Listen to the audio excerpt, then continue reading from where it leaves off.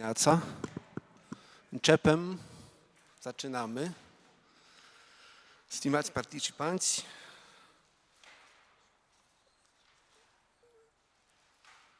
în acest turu Babel în care suntem, avem 4 intervenții în prima parte a zilei, în 2 limbi, în limba română și în limba engleză, dar putem să discutăm în 3 limbi, adică putem să întrebăm și în limba polonă și ca și cum putem să ne încurajăm să înțelegem mai mult. Asta a fost lecție de ziua care a trecut, foarte interesantă. I have the pleasure to introduce Lidia Zabalotnaia, care va vorbi în limba română, care este angajată la Institutul de Istorie, Muzeul de Istorie la Chișinău, și care se ocupă de relații polono-moldovenești.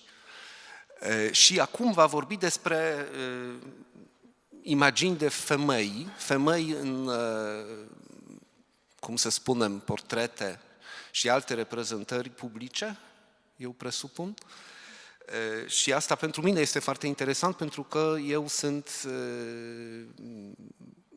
preocupat de istoria feminină în Polonia, din Polonia mai recentă, din secolul trecut, dar care, sunt sigur, dar are relații cu subiectul dumneavoastră. Vă rog, luați loc și avem sistema că fiecare participant are 15 minute pentru a lăsa spațiu pentru discuții, care sunt foarte des cele mai interesante puncte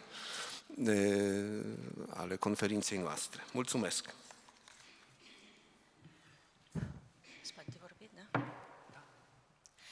Szanowni Państwo, witam serdecznie.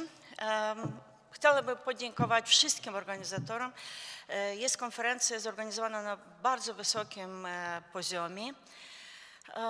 I chciałabym podkreślić, proponuję swój wykład, prezentacja jest przetłumaczona, została przetłumaczona na 2 języki, polski i rumuński, ale będę mówić po rumuńsku, aby być krótko i jasno. Czy pomoże mnie pan prezentacji? Nie otwarta. Eu vorbesc tare, pot să încep. Deci orice istorie, eu am așa o zic, orice istorie are preistorie. De unde s-a pornit această cercetare? Cercetarea s-a pornit de la fapt că... Scuzați, dacă fost introdusă aici? Da, domnul Cubeac mi-a promis că... Da, eu până ce vorbesc nu pierdem timp. Deci lucrând asupra studiului monografic Maria Lupu Radzivil, Lupu că e fiica lui Vasile Lupu, deci eu am introdus în istoriografia această noțiune. 8 ani am cercetat în muzeele din Lituania, inclusiv am ajuns și în Cheidani, unde a fost biserica a Mariei Lupu, în arhivele din Lituania, Belorusia, Ucraina, Rusia, din Federația Rusie, din Sankt Petersburg și Moscova, din Polonia, evident că din Polonia cele mai multe gravuri. Căutam aceste imagini feminine în muzeele, în arhivele, în bibliotecile diferite, nu era o sursă. Deci 8 ani identificam diferite portrete. Am descoperit multe noi, dar și erau unele știute. Ce era interesant? Când găseam, de exemplu, unul sau altul portret, asta să vorbim, la mine apărea întrebarea că nu poate fi această persoană, de exemplu, ceea ce e scris pe tablou. Eu consider că, în general, acest studiu, el ne oferă alte șanse. Noi deseori lucrăm cu documente și avem un imaginar foarte îngust, că este o constatare a faptului, dar însăși când vedem o imagine ilustrată, altfel vedem istoria, are altă conotație. Mai mult ca atât, anume gravurile și portretele ne permit să studiem istoria interdisciplinar. În afară de ce, că noi, de exemplu, studiem o persoană, de aceeași Marie Lupu Radzivil, am să aduc azi mai multe exemple. La noi, în Moldova și în România, nu este nici un portret și nici o imagine în muzeele. Nu e nici unul. Deci toate cele care au fost identificate, v-am numit aceste țări. În afară de aceste țări, un portret a fost identificat și în Danemarca. Dar vorbim în continuare. Deci, acum, ca să decupăm scopul, etc., trecem de unde s-a început studiul. Ia ca de exemplu, vedem aici imaginea prima fiică a lui Iremia Movilă. Și ce vedem, ce detalii vedem? De exemplu, deodată bate în ochi, eu, de exemplu, aici văd că avem o doamnă care este îmbrăcată într-un stil amestecat. Deci are elemente din moda poloneză, dar și tradițională din țara Moldovei. Iau venit, de exemplu, igreta are cruci, dar foarte semnificativ este că e în mână ține, se numește molitvoslov. Deci în slavona veche, asta despre cine vorbește? Că știa să citească, că deci cunoștea limba slavonă, da? Putea să citească, și ortodoxă. De ce subliniez? Când o să ajungem la a patra fiică, în istoriografia poloneză, se vorbește că a trecut în catolicism. A doua fiică, n-am găsit imaginea acestui portret în original, dar la Sucevița avem imaginea tuturor acestor patru fiici căsătorite în Polonia cu magnați imeriți din Polonia, Potocki, în special Vișniovețchi, despre care noi am vorbit. Despre Ana să vorbim de 4 ori a fost căsătorită. Deci Maria pe care o vedeți, ea avea dublu numele, Maria Amalia. Apropo, Raina tot a fost, Regina, diferite numele întâlnim în documente.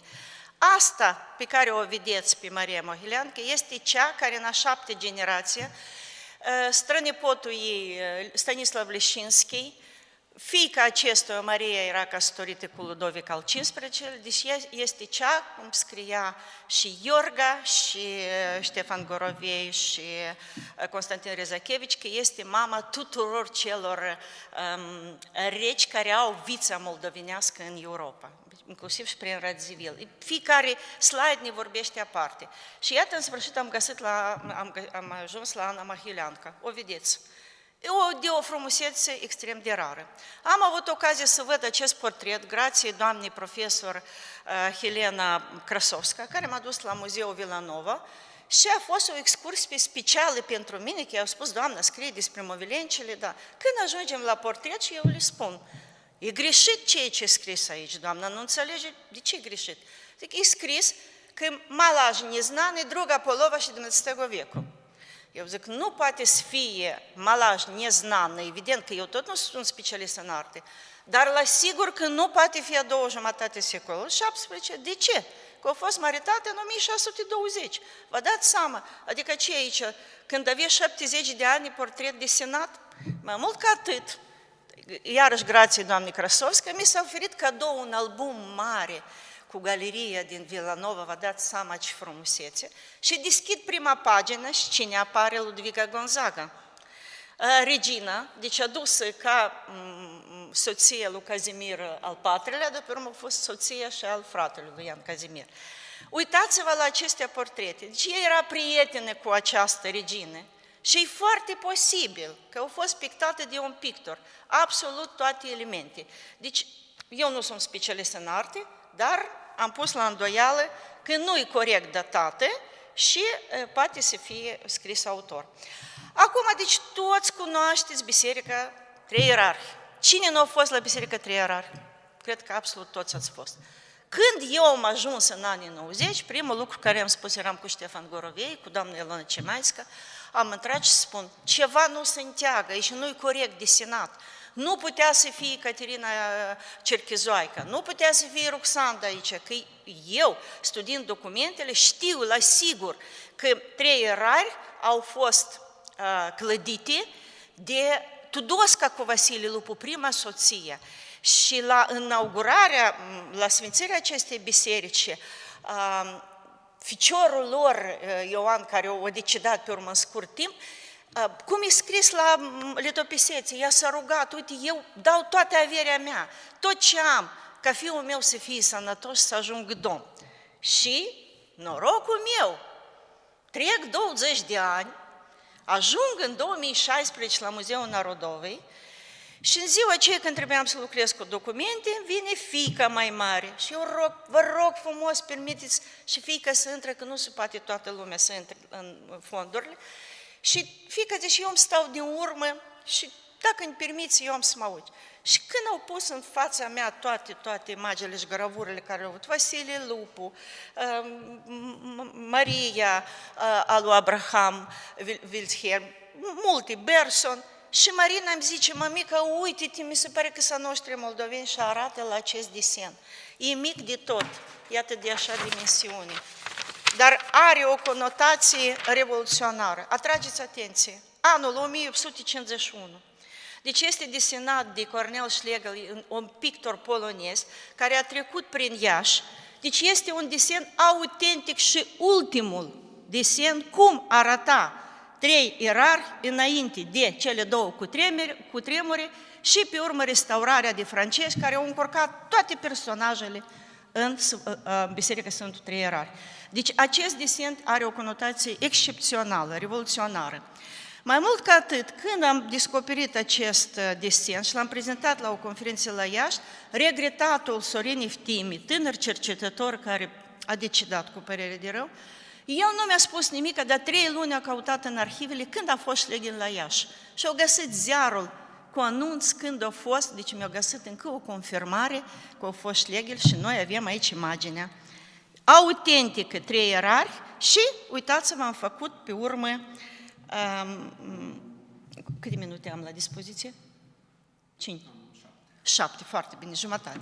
Acum, din cele 14 imagini despre care am vorbit, vă rog frumos să atrageți atenție, nu poți, fiecare imagine poți să vorbești aparte. Avem aici gravuri și portrete. Dar vă rog frumos să atrageți atenția la bijuterii, numai asta. Acum, când am ajuns în Belarus, la Nesfiș, iată, vedeți portretul dublu, soțiile lui Ianuș Radziwill, prima în roșu decedată, fiica, nepoata lui Irimia Movile și fiica Mariei, despre care am vorbit că e bunica tuturor regilor, deci a decedat la nașterea, o vedem în rochia roșie, cu dantela care o purtau Radziwill, asta calviniștii erau, Katarzyna, to była taka ortodoksalna katoliczka. Ce interesant, adică prima soție era ca tata catolică, dar mama a rămas ortodoxă. Și Maria noastră, nu înțeleg din ce motiv, eu o văd în rochia asta și ceva nu se încheagă. E un portret mare, frumos, și la Muzeul de Arte copia, și la Nesfiș. Iarăși trec 6 ani și eu ajung la Neborov. Mă întâlnesc cu Macei Radziwill, este principal radzivilist, cum spun, cel care este ca un fel de patronat al Radziwillilor. Am avut invitația din partea lui la Muzeul Radziwill și îi spun despre acest portret. Eu nu cred că el e corect desenat. Undeva trebuie să fie schița, că din start aici trebuia să fie Ianuș Radziwill. La ce el îmi spune, da, poftim, doamnă, avem în fonduri și acum uitați-vă alături schița, pe care încă n-am descris-o, urmează la anul la un congres radzivilliști, o să-l descriu. O vedem pe soția vie. Deci cum eu presupun, iarăși, deci din start, Ianuș Radziwill planifica să deseneze în palatul lui din Vilno, unde tot l-am văzut, am fost, un portret cu soția, cu prima soție. Dar ea a decedat și el a rugat pe Schröter să fie scos și să pună alături a 2 soții. El, asta, deci nu e opinia mea, sunt documente descrise în istoriografie poloneză, el o iubea enorm pe prima soție, enorm. Deci prima soție pentru dânsul era ceva, el întotdeauna spunea, atâta dragoste cât am față de tine, cum el scria la Katarzyna, și nu avem nicio scrisoare către Maria. Maria, evident că fiica lui Vasile Lupu, era o alianță matrimonială cu conotație politică. Și cireașa de pe tortă.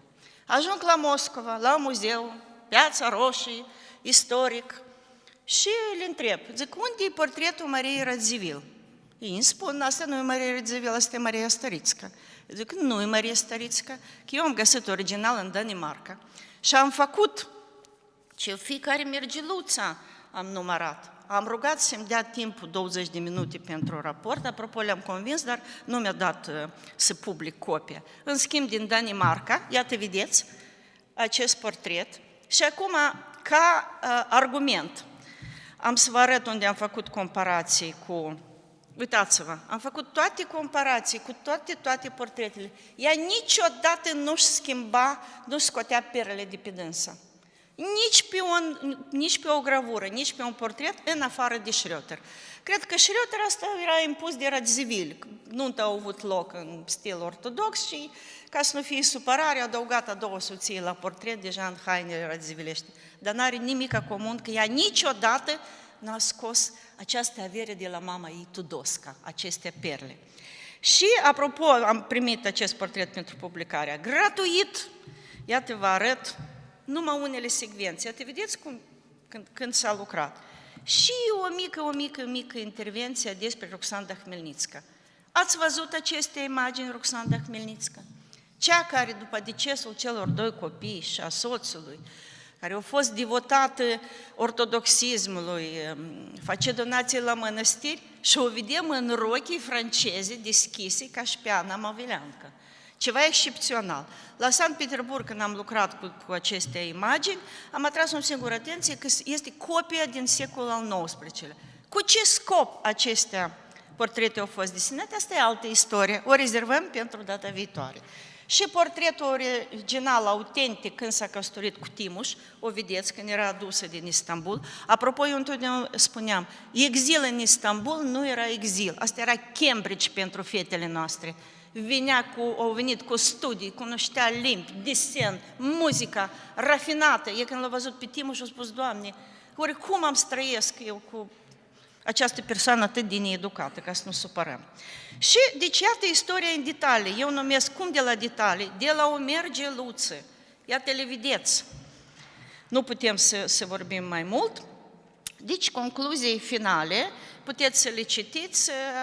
Concluzii finale sunt pentru mine că aceste studii sunt deosebite, deoarece, într-adevăr, aici îmbinarea acestor mai multor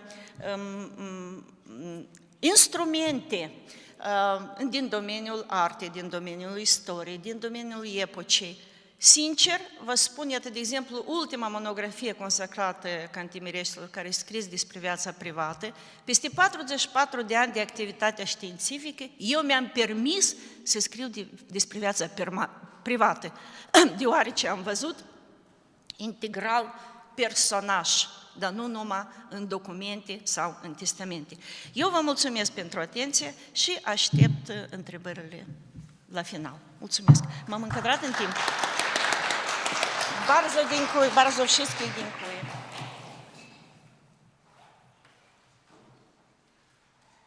Thank you very much. This was really extremely interesting and so vividly presented. Like I really appreciate it. The mode too of presentation. Thank you very much.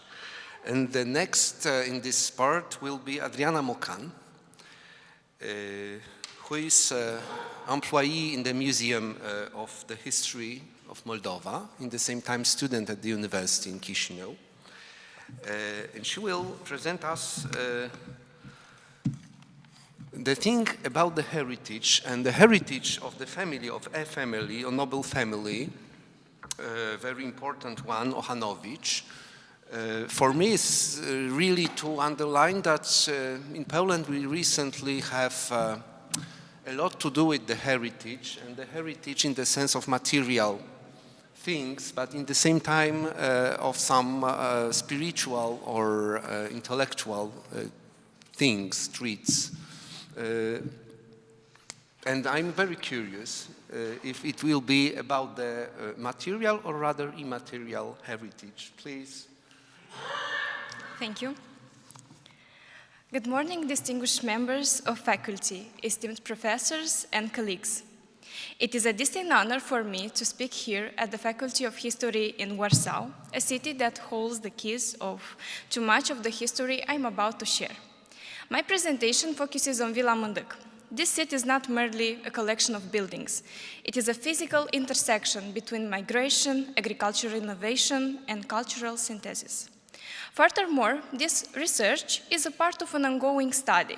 I've had the opportunity to develop and present it at conferences in Iași and Chișinău. And beyond the academic sphere, I'm actively involved in promoting this heritage at the National Museum of History of Moldova through various cultural cognitive activities that I organize and conduct for students. I aim to reconnect the younger generation with these forgotten pages of our history. The Polish presence in the territory between the Prut and Dniester rivers dates back to the 19th century.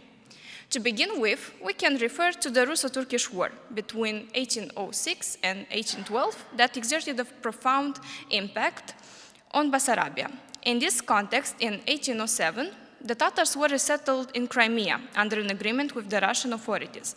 And this was the shift that created a favorable environment for the colonization of a depopulated yet resource-rich territory with significant potential of land ownership. Another wave of Polish migration to Bessarabia occurred in 1840s as a result of the political repressions in Poland. And by the year of 1844, administrative records in Bessarabia formally recognized the Polish nationality for the first time.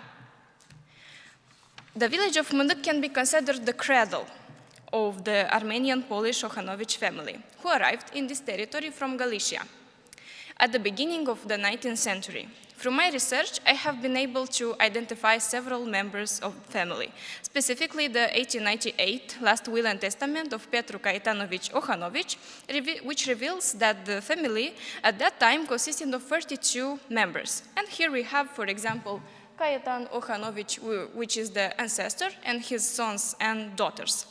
Over time, the owners of this land inherited different parts of the property and then left them to their own relatives. Also, from the very beginning, the family's primary occupation was agriculture. They were recognized as prominent landowners at the 1889 exhibition, where they promoted Western agricultural methods. For instance, Ivan Ohanovich presented exhibits in the following categories: agriculture and gardening, technological processing products, and domestic animals. In 1898, like I've said, the last will and testament of one of the brothers was issued. And in this document, Petru Caetanovich Ohanovich, a merchant from Soroca County, being still alive but without descendants, bequeaths the following territory to his heirs. And I will translate it in English. My real estate property within the Bârnova estate, Bessarabia, Soroca County, a plot of land with an area of 820 desetinas, including all utilities, the forest, outbuildings, and structures, which I bequeath in full ownership to my nephew Caetan and my niece Sofia. They shall also assume all mortgage debts registered on this plot, along with all associated legal and financial obligations. And that was the year when Vila Mândâc began to be an individual property of Sofia and Caetan Ohanovich. That we will analyze in the following parts. Also, we can see Vila Mândâc through various photos. In the images displayed, you can observe sequences from the estate's ground. According to the Drochia History Museum, these photographs were taken around the late 19th century. And in the first photo, a hunter is holding a stuffed bird, which this detail is significant because those who later expropriated the family's wealth discovered the trophy room, containing preserved birds and animals, which were subsequently repurposed as educational materials for the local school in Mândâc. Also, in 1944, Vila Mândâc was nationalized, becoming a property of Cubolta fishery. Later, between 1955 and 1992, the estate fell under the administration of Drochia Sugar Factory Unions, which established the Salute Pioneer Camp. The images from this period, provided by Pro Natura Association, highlight the beginning of Manor's physical deterioration, specifically the family crypt. Also, the ideological shift is clearly visible because the buildings are now adorned with Soviet symbols. For example, the red 5-pointed star, which represents the Soviet power. Also, we have 3 pioneers. One is holding a flag, another a trumpet, marking the transition from a private manner to an ideological tool of the state. Since 1997, by government decision, the seat has been officially named as Villa cu Parc Mânduc, which is officially a museum complex, a branch of National Museum of Ethnography and Natural History, and is listed in the State Register of Protected Monuments. However, a significant administrative discrepancy exists. For example, if someone searches now this monument in the current Rocket district, where village of Mânduc is located, it cannot be found. De facto, it is registered in Dondușeni district in the village of Livădeni, which is the former name of village of Mânduc, under the spelling Villa cu Parc Mânduc. This clerical error creates considerable confusion in identifying the edifice within official records, and addressing this discrepancy is a primary goal for future restoration projects. The current photograph, taken in March 2026, showed the grim reality, because only 2 of pioneer remains. Here we can see the former dormitory children in the ruins, and also the manor and family crypt, which continue to face a severe state of decay. Also, the severe state of decay we can see in the eastern part of the building, the southern part of the building, and the western part of the building. A severe state of decay also we can see inside the building. For example, access stairs to the attic. Here we can see the porch and some traces of dismantled stove. But some first conservation initiatives were taken, because in the late July of 2002, a representative of Ministry of Ecology of the Republic of Moldova and the director of the Administration for Protection and Conservation of the National Museum in Poland signed an agreement regarding the restoration of Mânduc Park. Also, in 2012, a delegation of Polish specialists conducted a site visit to the Republic of Moldova to evaluate the current state of the Villa Mânduc. Subsequently, in 2014, at the initiative of Polish Ministry of Culture, the Cultural Heritage Foundation organized a multidisciplinary expedition where the first conservation initiatives were developed. Also, we can examine Villa cu Parc Mânduc through cartographic perspective, and here we have 3 cartographic plans. And for example, if we examine the 1919 plan, Villa Mânduc appears under the technical name of a hutor. Hutor is an agrarian unit that indicates that from a cartographic perspective, the property was a private nucleus, detached from the village core, where the residence and all functional structures operated within the same established boundary. As we reach the year of 1998, we observe a fundamental transformation, because Villa Mânduc is no longer described only an agrarian unit, but as a heritage site. The boundary no longer serves to delimit the land ownership. Instead, it serves to protect the architectural memory of both the park and the manor. Also, in this cartographic plan, we can see the Salute Pioneer Camp and some species of plants, because this plan was carried out by Pro Natura Association, and they were analyzing the dendrological perspective of Villa Mânduc. In contrast to older maps that highlighted the agricultural land, the maps from 2000s prioritize elements of landscape. And in these plans, we can see the stadium, outdoor tables, as well as the villa itself, the family crypt, and the water tower. This modern map no longer serves to emphasize agricultural details. Rather, it functions as an instrument of conservation. Practically, it freezes in time the creation of the architect and the Okhanovich family, transforming what was once a private property into a cultural asset protected by law. To conclude, the trajectory of Villa Mânduc is more than a local history of a country-state. It is a microcosm of the shifting geopolitical and cultural tide of Eastern Europe. Also, by reassessing the information, we make a transition from viewing Mânduc as a mere hutor to understanding it as a sophisticated center of agricultural innovation. Also, Villa Mânduc stands as a lieu de mémoire because despite the ideological overlays of the Soviet era, the architectural memory remains resilient for the physical restorations that matches its historical depth. But also we face a paradox because the site is legally protected by government decrees and is listed as a museum complex, yet it remains in a physical ruin, and we only patrimonialized it on paper. The discrepancy between the historical name of Mânduc and Soviet-era Livedeni, as well as the error in this district registration, represent a break in toponymic continuity. Distinguished colleagues, Villa Mânduc is a bridge between the history of Poland and Moldova. It is my hope that this research serves as a catalyst, moving us from the theoretical protection toward the tangible, restored future for this forgotten page of our common European heritage. Also, special acknowledgements to Mr. Mihail Băț and Ion Gumeni, and thank you for your attention.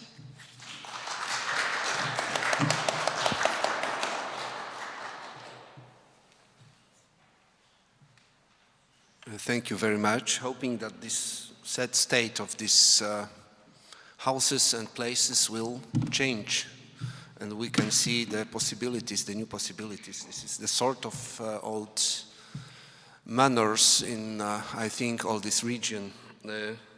Thank you very much. The next will be Paula Popov from the Museum of History in Chișinău. Who will speak about two reviews, two satirical reviews. One Moldovan review, Kiperush, and Kiperush is papryczka, I think, small pepper. And the second Polish Szpilki, well known with the place, with the seat quite not far away from here in Plac Trzech Krzyży in Warsaw. Szpilki, the pins, I think, not the hills, but the pins. And in these two reviews, there were published some information, sketches, illustrations about the hippie movement, but it is put here like beyond the nylon curtain. And this is for the first time when I see this use of nylon curtain. Very interesting, please. Hello, good morning. So this project is a part of my master thesis, which I sustained in February in University of Sibiu. It was about the satirical images of Soviet hippies distributed in Soviet Moldova through cartoons or through the satirical magazines. And during the summer in Szkoła Wschodnia, Letnia Szkoła Wschodnia, I had the opportunity to work at Biblioteca Narodowa's funds and to see the Szpilki magazine. So this presentation is a comparison of the image that was distributed in Soviet Moldova and in Poland of how they represented hippies, Soviet hippies specifically, and in both countries. So to start off the presentation, we have to remember the definition of a hippie, which is a person, typically young, especially in the late 60s and 70s, who believed in peace and opposed to many ideas of living that were accepted by the society, and had long hair, lived in groups, and sometimes used drugs.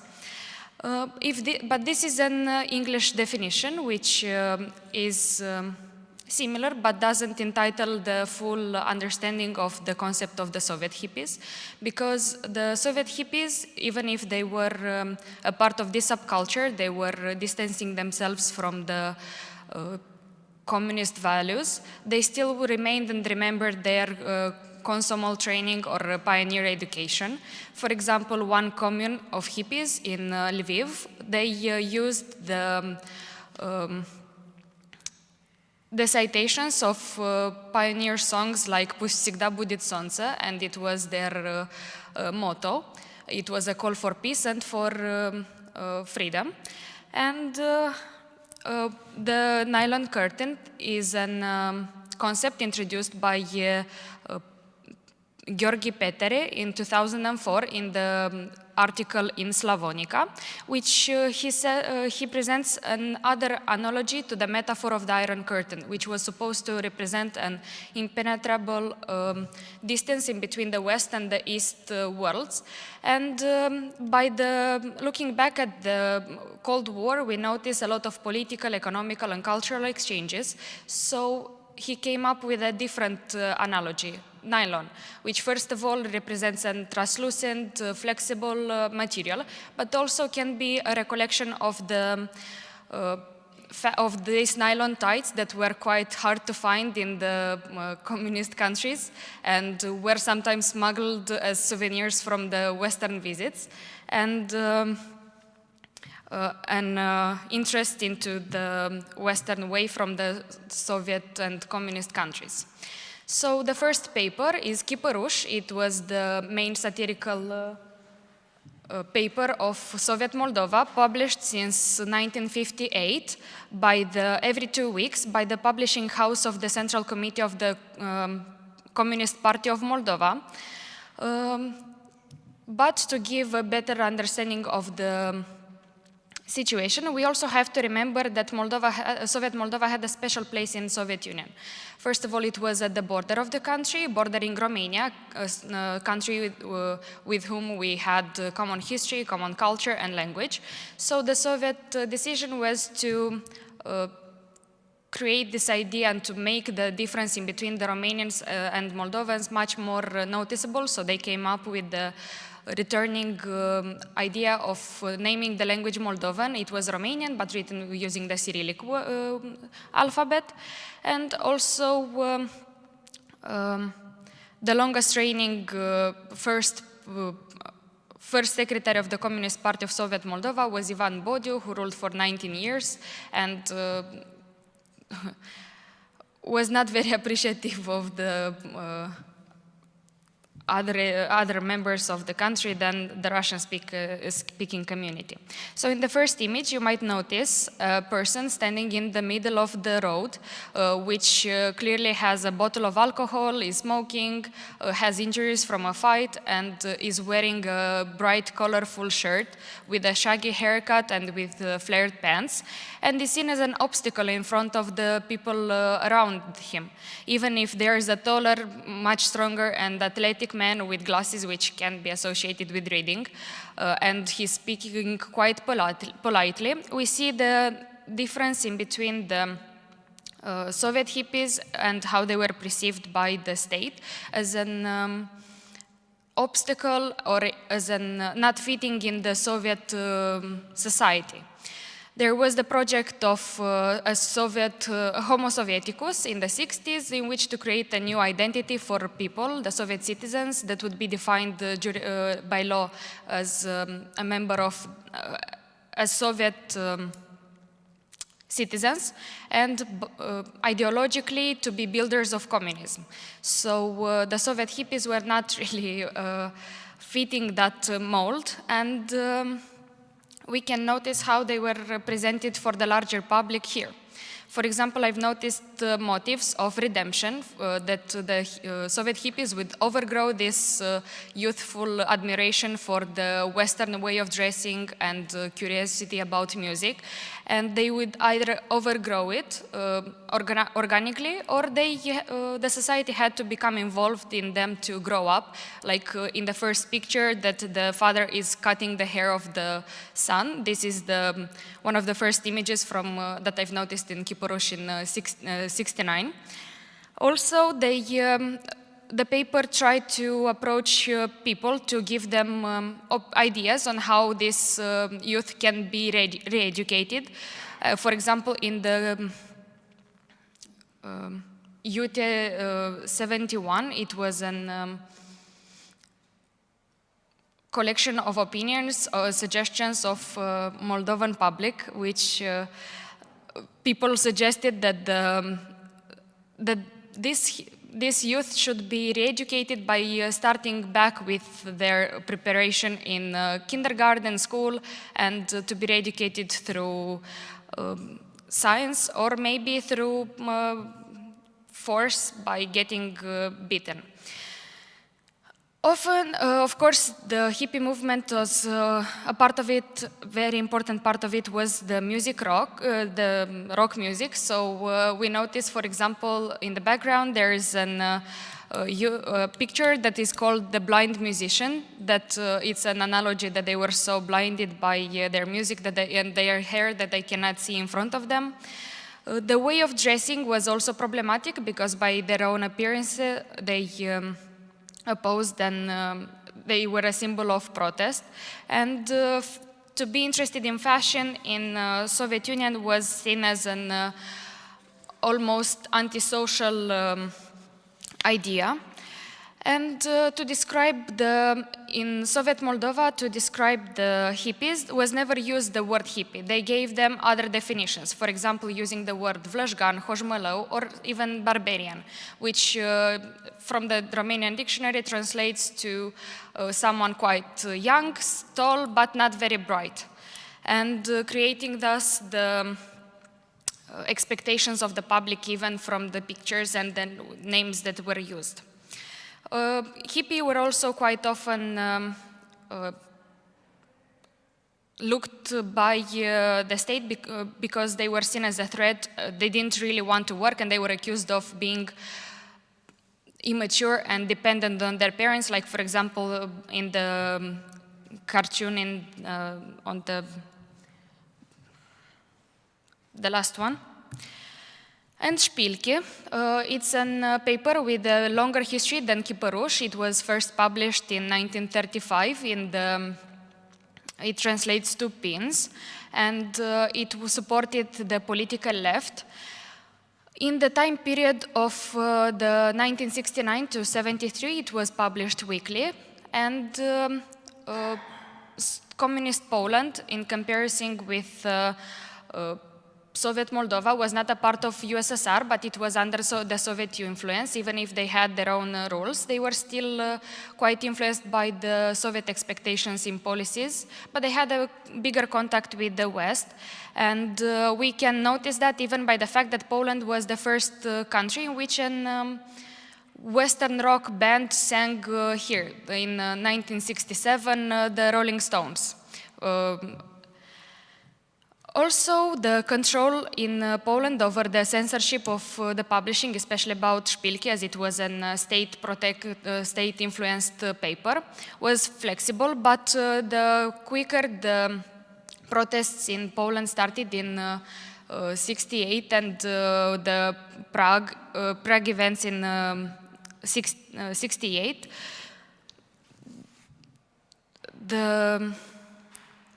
the public became much more censored, and we can notice that even in Șpilki, the influence and the contact with the West can be seen even in the images. For example, the influence from the Western comics books in one of the Șpilki from 72. The representation of the hippies, how they were called in communist Poland, we can notice that they, for example, had images of the rock bands from the West, like the Beatles in 71, years after they have been fallen out. Also, they made poems which were saying that hippies don't like to work, they just want to do nothing, they use drugs, which opposed to the comparison with Chipăruș. It's the first time I'm encountering the fact or the acknowledgement that hippies were using drugs in the Eastern Bloc district. They also took inspiration from Western publications. Like, for example, we have an image of inspiration from London, hippies na Piccadilly. And we also noticed similar points that hippies were, as hippies, accused of being dependent on their parents and that they should have grown up.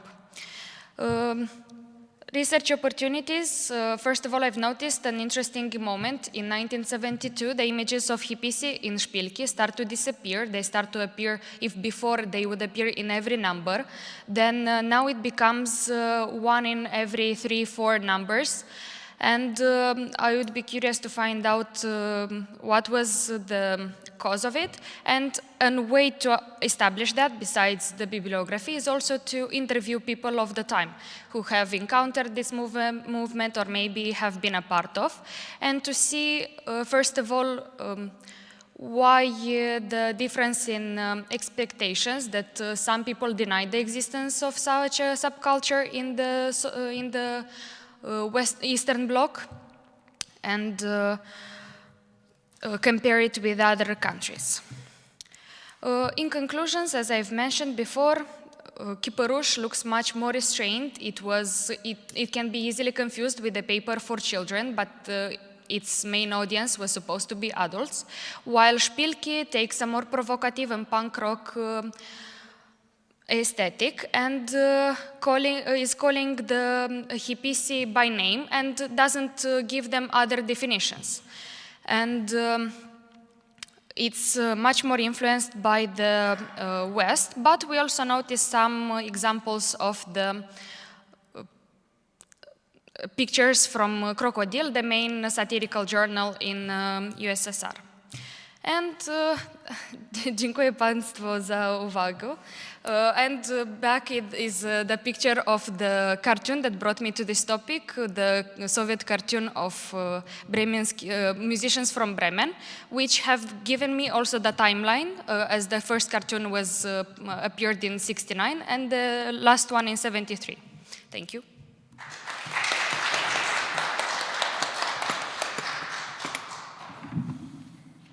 Vă mulțumesc foarte mult. Aș spune că apreciez în particular metoda de comparație, care este una complicată întotdeauna și sper că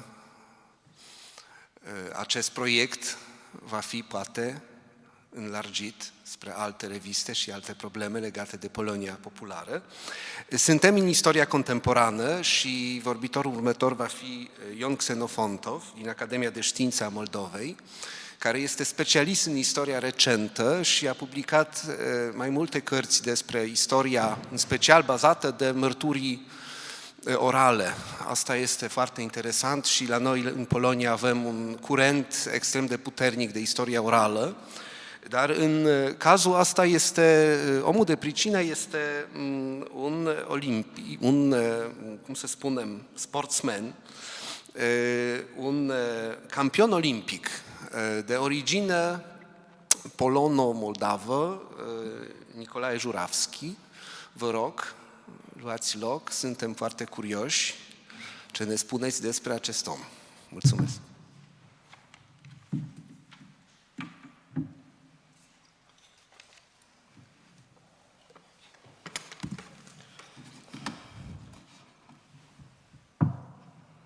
Antoni, te rog să mă ajuți. Ca de obicei, prietenii la nevoie să cunosc.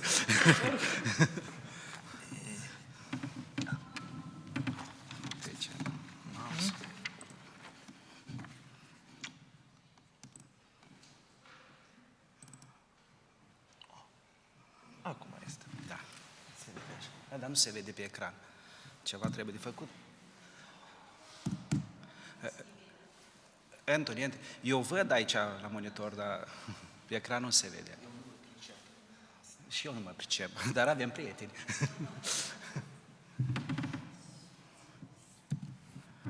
Dziękuję. Panie Panove, am onoarea să particip la acest eveniment științific de înaltă rezonanță. Mă aflam la Varsovia cu 2 săptămâni în urmă, mai exact între 15-18 aprilie, am beneficiat de o bursă a Comitetului Internațional Olimpic împreună cu doctorandul Sergiu Gurin de la școala de doctorală a Universității de Stat din Moldova. Am plecat de la Chișinău, Varsovia, Geneva, Lozan. Lozan este capitala internațională a Jocurilor Olimpice și am întrebat cercetătorii științifici de la acel centru dacă cunoaște pe cineva din Republica Moldova.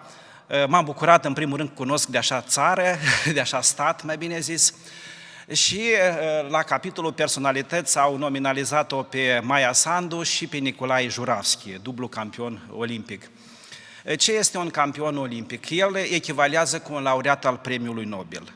Premiul Nobel se votează, se dă pe anumite domenii în fiecare an, sau proba olimpică se desfășoară într-un ciclu de 4 ani, unde cei mai puternici oameni pe anumite segmente sportive se întrec, concurează și înving cei mai buni din cei mai buni în fața unui public numeros de milioane de oameni, deoarece Jocurile Olimpice se translează și în spațiul public. Doar campionilor olimpici și doar șefilor de stat li se intonează imnul, da, doar lor. De aceea consider că prezintă un interes aparte studierea biografiilor lor.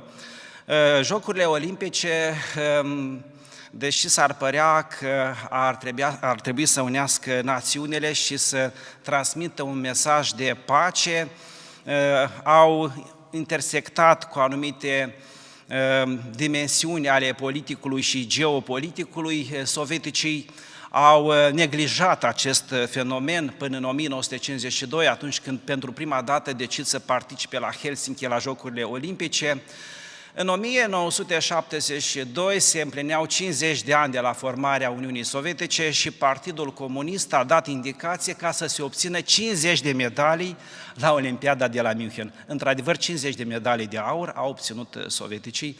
În 1976, la Montreal, Nadia Comanici, căprioara, zeița din Carpați, avea să facă istorie, dar aceste jocuri avea să rămână în istoria mișcării olimpice și printr-un protest al mișcării naționaliste din Ucraina, care au defilat pe terenurile din Montreal. În 1980 se desfășoară unica olimpiadă din blocul socialist la Moscova. A fost o olimpiadă controversată în contextul în care Uniunea Sovietică invadase Afganistanul în decembrie 1979, iar principiul olimpic spune că statele, mai ales cele care găzduiesc Jocurile Olimpice, nu au dreptul ca să fie implicate într-o situație beligerantă. De aceea, blocul capitalist au blocat aceste Jocuri Olimpice, de aceea în istoriografiile se mai zice jocurile care n-au mai existat. În fine, pentru spațiul actual al Republicii Moldova, Moldova sovietică, parte componentă a Uniunii Sovietice, este foarte importantă această olimpiadă în contextul în care s-a obținut prima medalie de aur, a câștigat-o Larisa Popova de la Tiraspol. Astfel, spațiul prutonistrian intră în marea familie olimpică cu o medalie de aur. Sovieticii aveau grijă ca să fie reprezentanți din toate republicile unionale la diferite probe sportive și se pare că Moldova a fost favorizată la jocurile nautice sau fluviul Nistru, creează o infrastructură favorabilă practicării acestui sport. 1984, Los Angeles, blocada socialismului de data aceasta și pentru sportivii din blocul socialist a fost un mare dezastru pentru că n-au participat la acest ciclu olimpic, s-au depus foarte multe eforturi pentru a participa, însă decizia politică a fost cea care a luat în seamă contextul anterior. În fine, în 1988, la Seul, în premieră pentru spațiul actual al Republicii Moldova, am obținut o dublă victorie prin faptul că Nicolae Juravski obține 2 medalii de aur la proba de 500 și 1000 de metri împreună cu partenerul său Reneschi, deci din Belarus. A fost un moment neașteptat pentru că practic, despre Nicolae Juravski nu prea se cunoștea în spațiu public până atunci. Vedeta era Larisa Popova. Și care este fenomenul Juravski? În documentarea acestei prezentări vreau să zic că am luat interviuri cu protagonistul, cu Juravski, 2 interviuri le-am luat în zilele de 15 septembrie și 26 septembrie metodologia istoriei orale presupune ca să avem mai multe întâlniri cu cei la care luăm interviuri, deci nu se recomandă din start să se ia integral interviuri. A fost o perioadă de curtoazie, l-am informat care este obiectivul cercetării și după aia mi-am permis ca să discut așa pe indelete.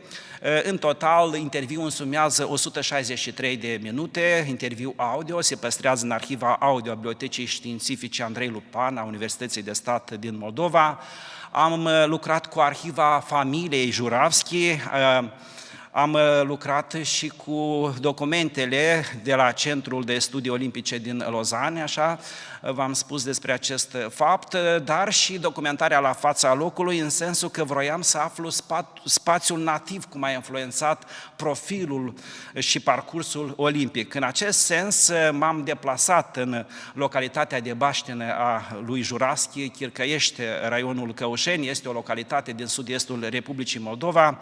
Juravski s-a născut la 8 august 1964 și în publicistică, pentru că, din păcate, istoricii nu prea au acordat atenție acestei biografii și a sportului în linii generale, cu excepția unor studii a lui Octavian Țâcu, Andrei Prodan, așa ca să nu fim exclusiviști, dar se vehicula ideea că Nicolae Juravski ajunge aleatoriu în această probă olimpică de canoie, el ar fi preferat fotbalul și cercetările de la fața locului, însă ne-au schimbat paradigma. Invers, imaginea panoramică a localității a creat un destin pentru acest mare campion olimpic, sau casa unde s-a născut se află în apropierea râului Botna, așa este o luncă, este apă în proximitatea casei.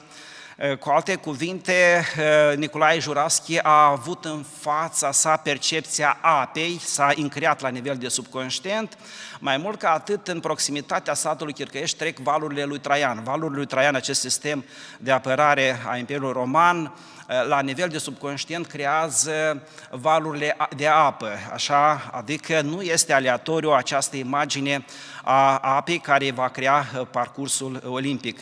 Și, în general, Juravski a practicat notul, am luat interviu de la profesorul de educație fizică și sport Anatole Grajd, cel care avea să descopere talentul sportiv. Am luat interviu de la profesoara de limbă și literatură română, viitoarea soacră a lui Juravski, de la prima dirigintă, de la colegele de clasă și toate mi-au confirmat că Juravski avea un destin orientat spre sport și o inteligență nativă. Face parte dintr-o familie săracă, mama lui a fost mulgătoare, doiarca, așa, tata a fost tâmplar, a rămas, părinții au divorțat când Juravski avea 3 ani, a avut o copilărie amară, a lucrat fizic mult ca să-și ajute mama și cele 2 surori, ajunge în sport grație surorii mai mari Galina, care învăța la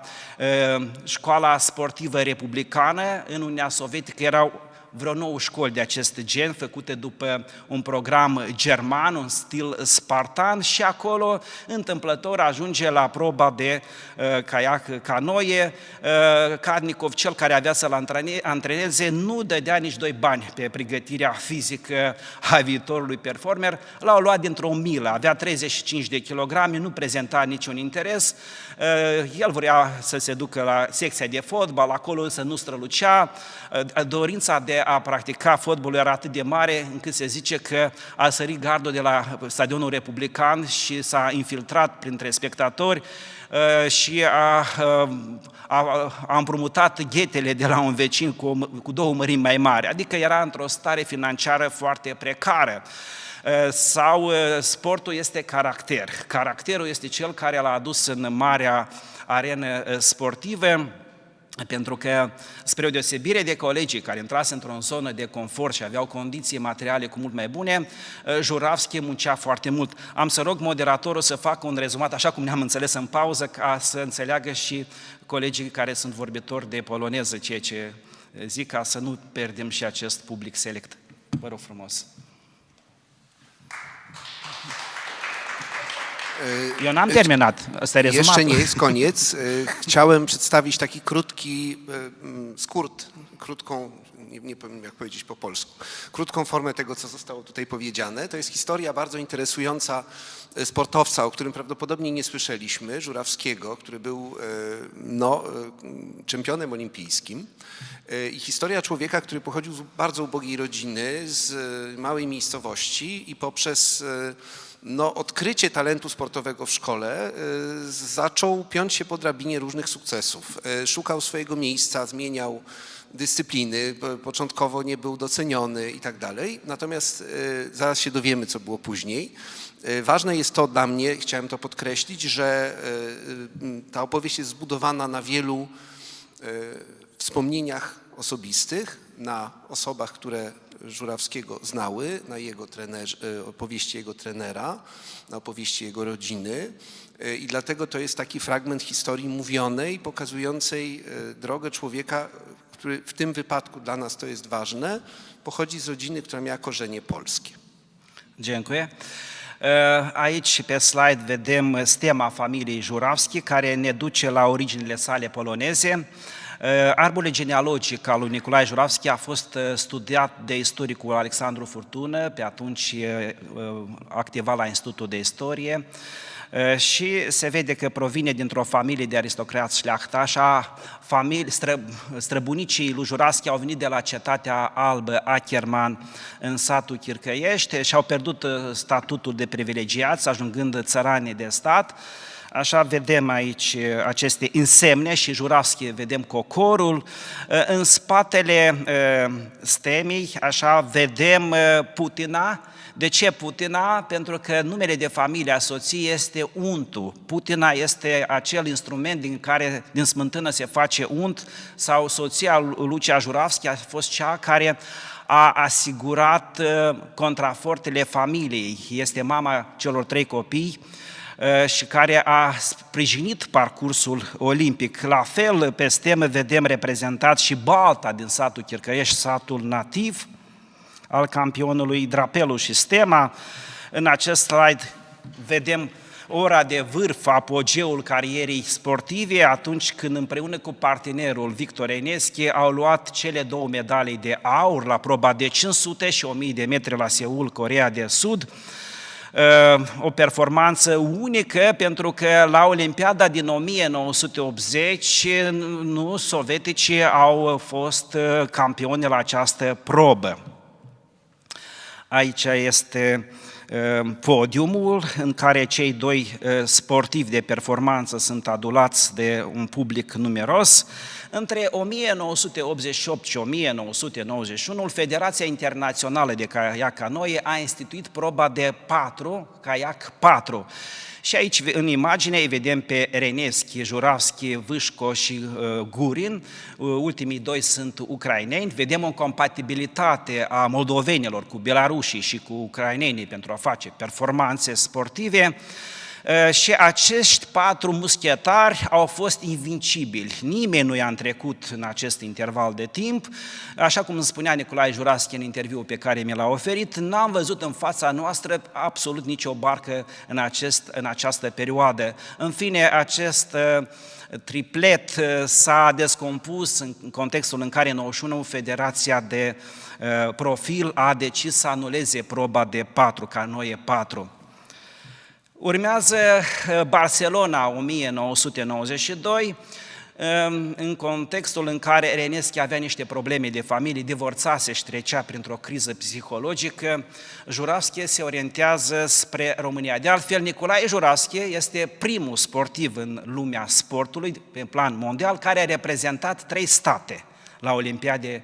A reprezentat Uniunea Sovietică, în 92 împreună cu Andreeschi, aici vedem în imagine, a reprezentat România și în 96 va reprezenta Republica Moldova. În fine, este foarte dificil să găsești un dublou compatibil. Trebuie unul să fie stângaci, unul dreptaci, să fie o sincronizare care nu trebuie să dea greș nici la nivel de microsecunde. Se pare că nu au fost compatibili și la Olimpiada de Barcelona acest dublou se clasează doar pe poziția 4. Aici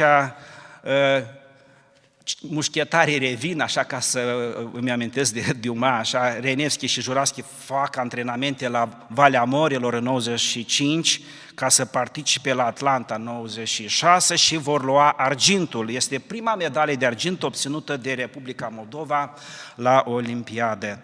În fine, în continuare o să vă prezint niște secvențe din muzeu privat, sunt fotografiile pe care le-am făcut eu, am avut onoarea ca să fiu în casa dublului campion olimpic. Este o casă, cei care sunt din Republica Moldova cunosc foarte bine clădirea Muzeul orașului Chișinău în formă de tub, așa turnul de apă. Exact așa e și casa lui Nicolae Juraschi în sectorul centru și între nivelul 2 și 3 se află acest muzeu care amintește de parcursul și palmaresul olimpic. În total sunt expuse 200 de medalii obținute la campionatele republicane, unionale, europene, mondiale și evident că în centrul atenției sunt medalele olimpice, cele 2 medalii și în mijloc este medalia de argint de la Atlanta, iar jos este capodopera lui Vyacheslav Jigletski, care reprezintă dubloul Juraschi-Reineschi, ce se oferă anual la Valea Morilor celor care se remarcă la proba de caiac canoe.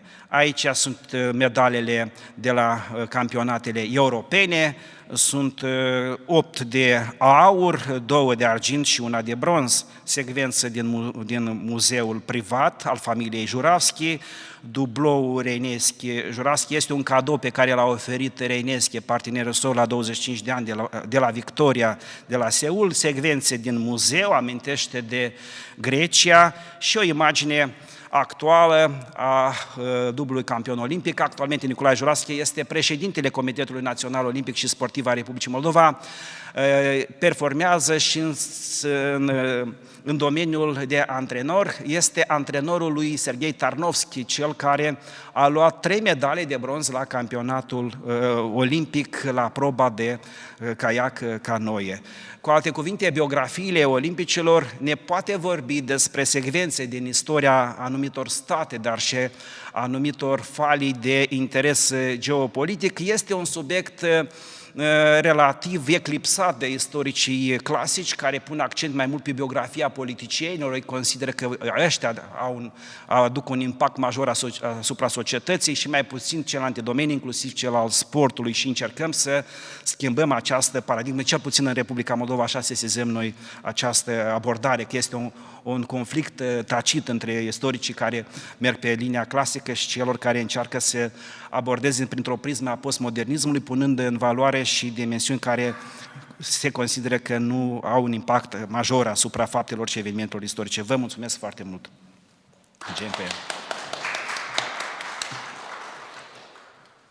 Bardzo dziękuję. Z tego, co zostało powiedziane,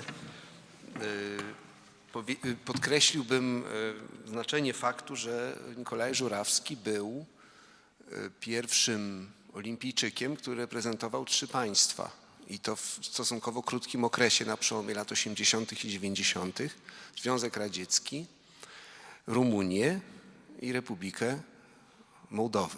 W związku z tym to jest rzeczywiście, tak jak pan Ksenofontow podkreślił, wpływ czy relacja między życiem jednego człowieka, sportowca, a geopolityką. Wydaje mi się, że ten właśnie wymiar życia ludzkiego jest bardzo ważny i tu zgadzam się zupełnie, że nie tylko politycy i nie tylko ważne figury, którymi się zwykle historycy zajmują, stanowią ilustrację tych zmian, ale też los różnych innych ludzi, dla których polityka na przykład w ogóle nie jest ważna. Chociaż myślę, że akurat dla Żurawskiego jakoś jest ważna, skoro on wysokie funkcje pełni w Komitecie Olimpijskim Mołdowy. W związku z tym sport to też jest polityka. Bardzo dziękuję. Chciałem poprosić Państwa o pytania, uwagi do wszystkich tych wystąpień, które były przed chwilą w dowolnym języku.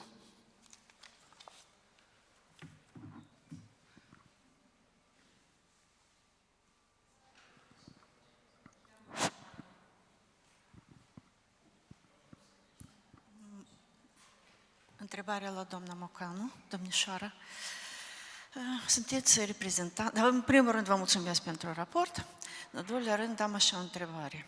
Sunteți generația tânără, plină de idei, de performanțe, cum și ce trebuie să facem ca să reabilităm și să păstrăm patrimoniul cultural național.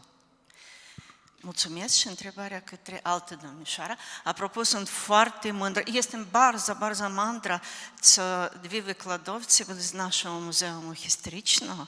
To nasze bardzo utalentowane dziewczynki. I moja gratulacja wam za wasze wykłady, bardzo interesujące.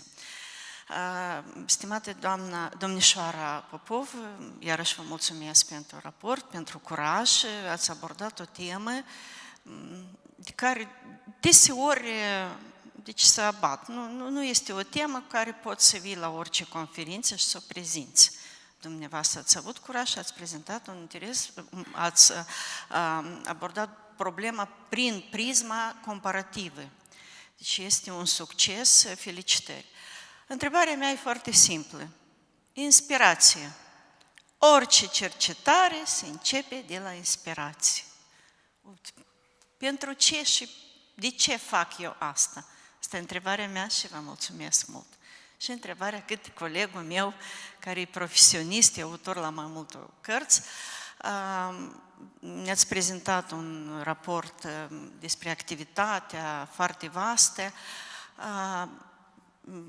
Domnul Juravski însuși, în interviul ăsta despre care ați vorbit, vreodată a subliniat că el e de origine poloneză, că are o atracție către limba poloneză, cultura poloneză. Ieri am ascultat raport când persoanele, chiar dacă de mult n-au avut adică posibilitatea să identifice conform limbii sau naționalitatea, apropo s-a vorbit că nu coincide aceste lucruri, vorbind în limba română, el putea să fie identificat ca polonez.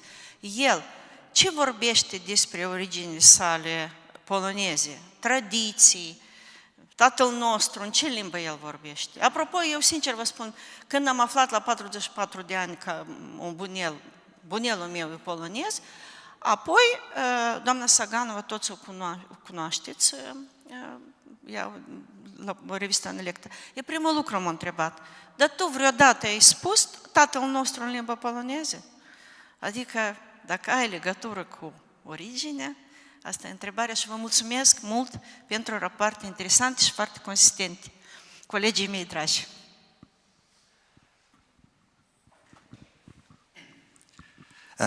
Thank you very much. I will have kind of follow-up question to you, if I may. I mean, I was captivated by the whole topic. When I've just seen that you will be talking about this, I was more than interested to see what are your findings. I would like to make a follow-up to the question asked before, not only about the inspiration, but whether you found also some other interesting similarities or differences between Polish szpilki and Moldovan equivalent, and whether you're planning to kind of move forward with the studies to focus also on some other topics than hippies, culture, and so on and so forth, because I believe that can be very interesting, and it can be even very fascinating for Polish readers and maybe for Moldovan readers as well to read about this in a non-really academic form, maybe more like a very more popular one. It's actually very, very interesting, and nobody's really talking about it, so that's a question for me. Mulțumesc. Dacă sunt alte întrebări.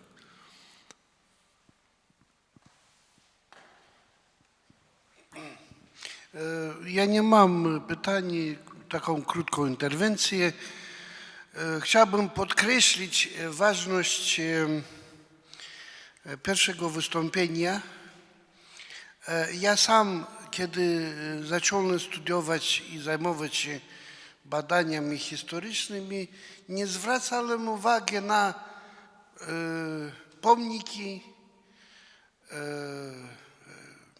rycyny różne, portrety różne i tylko potem, kiedy zdałem sobie sprawę, że to jest chyba jedna z bardzo ważnych części badania historycznego, to zrozumiałem, że zaniedbana przez wielu historyków bardzo ważne miejsce w studiowaniu, w badaniu historycznym. No i oczywiście jestem pod niesamowitym wrażeniem wystąpienia młodego pokolenia z Muzeum Historii Mołdawii. Gratulacje i życzę powodzenia w dalszym. Oczywiście gratulacje pani Zabolotnej. Rozumiem, że ona tym wszystkim zespołem kieruje jak na takim bardzo, no powiem tak, na najwyższym poziomie, który może istnieć. Dotyczący Żurawskiego, no Żurawski, żartowałem, że no mamy jednego mistrza tych Igrzysk Olimpijskich i ten jest Polak. Oczywiście żartuję, jeżeli poszukamy w każdym Mołdawianinie, to jeżeli jest mądry, to prawdopodobnie ma polskie korzenie. A to nie znaczy, że już nie jest Mołdawianinem i tak dalej. Nie musimy zapominać jednak, że Żurawski wygrał te medale. Pamiętam, że zbierałem te informacje z Seulu. On wygrał te igrzyska razem z Białorusinem. To jest jakby nie do uniknienia w dyskusji. No i czekamy, kiedy kolejny mołdawski mistrz stanie na najwyższym poziomie, na pierwszym miejscu.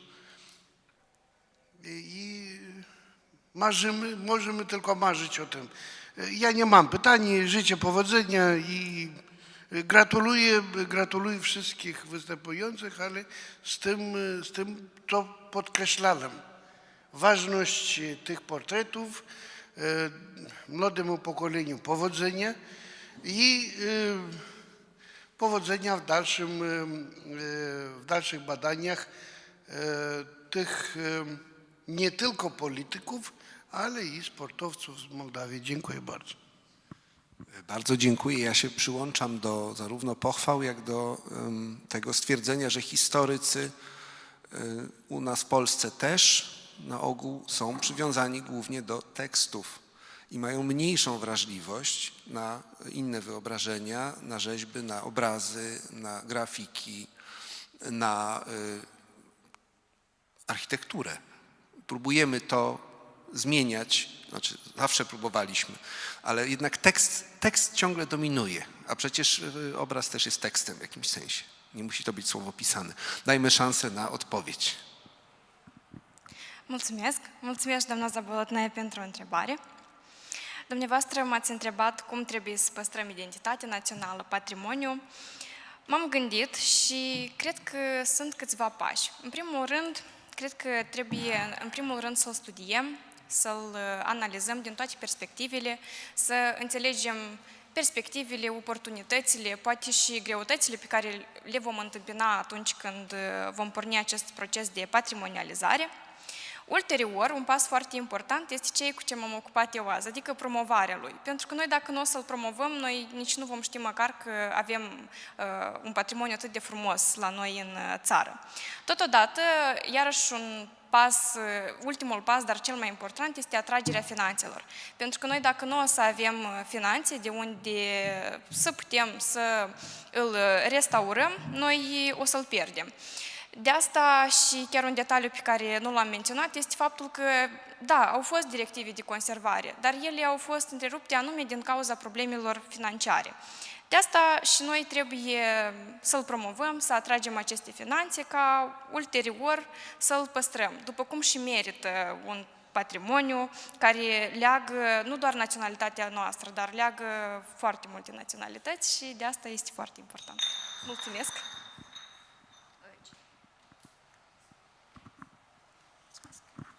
Mulțumesc pentru întrebare, doamna Zabolotnaie. Referitor la inspirație, a fost proiectul Erasmus la care am participat și discuția în cadrul unui curs. a fost destul de simplu, am făcut un search pe Google și am căutat hippie sovietici, mi-a ieșit desenul animat Bremenskие muzicantă, pe care l-am văzut fiind copilă, dar am sesizat faptul că niciodată n-am conștientizat că ei arată ca hippioți. Și am început cercetarea de acolo.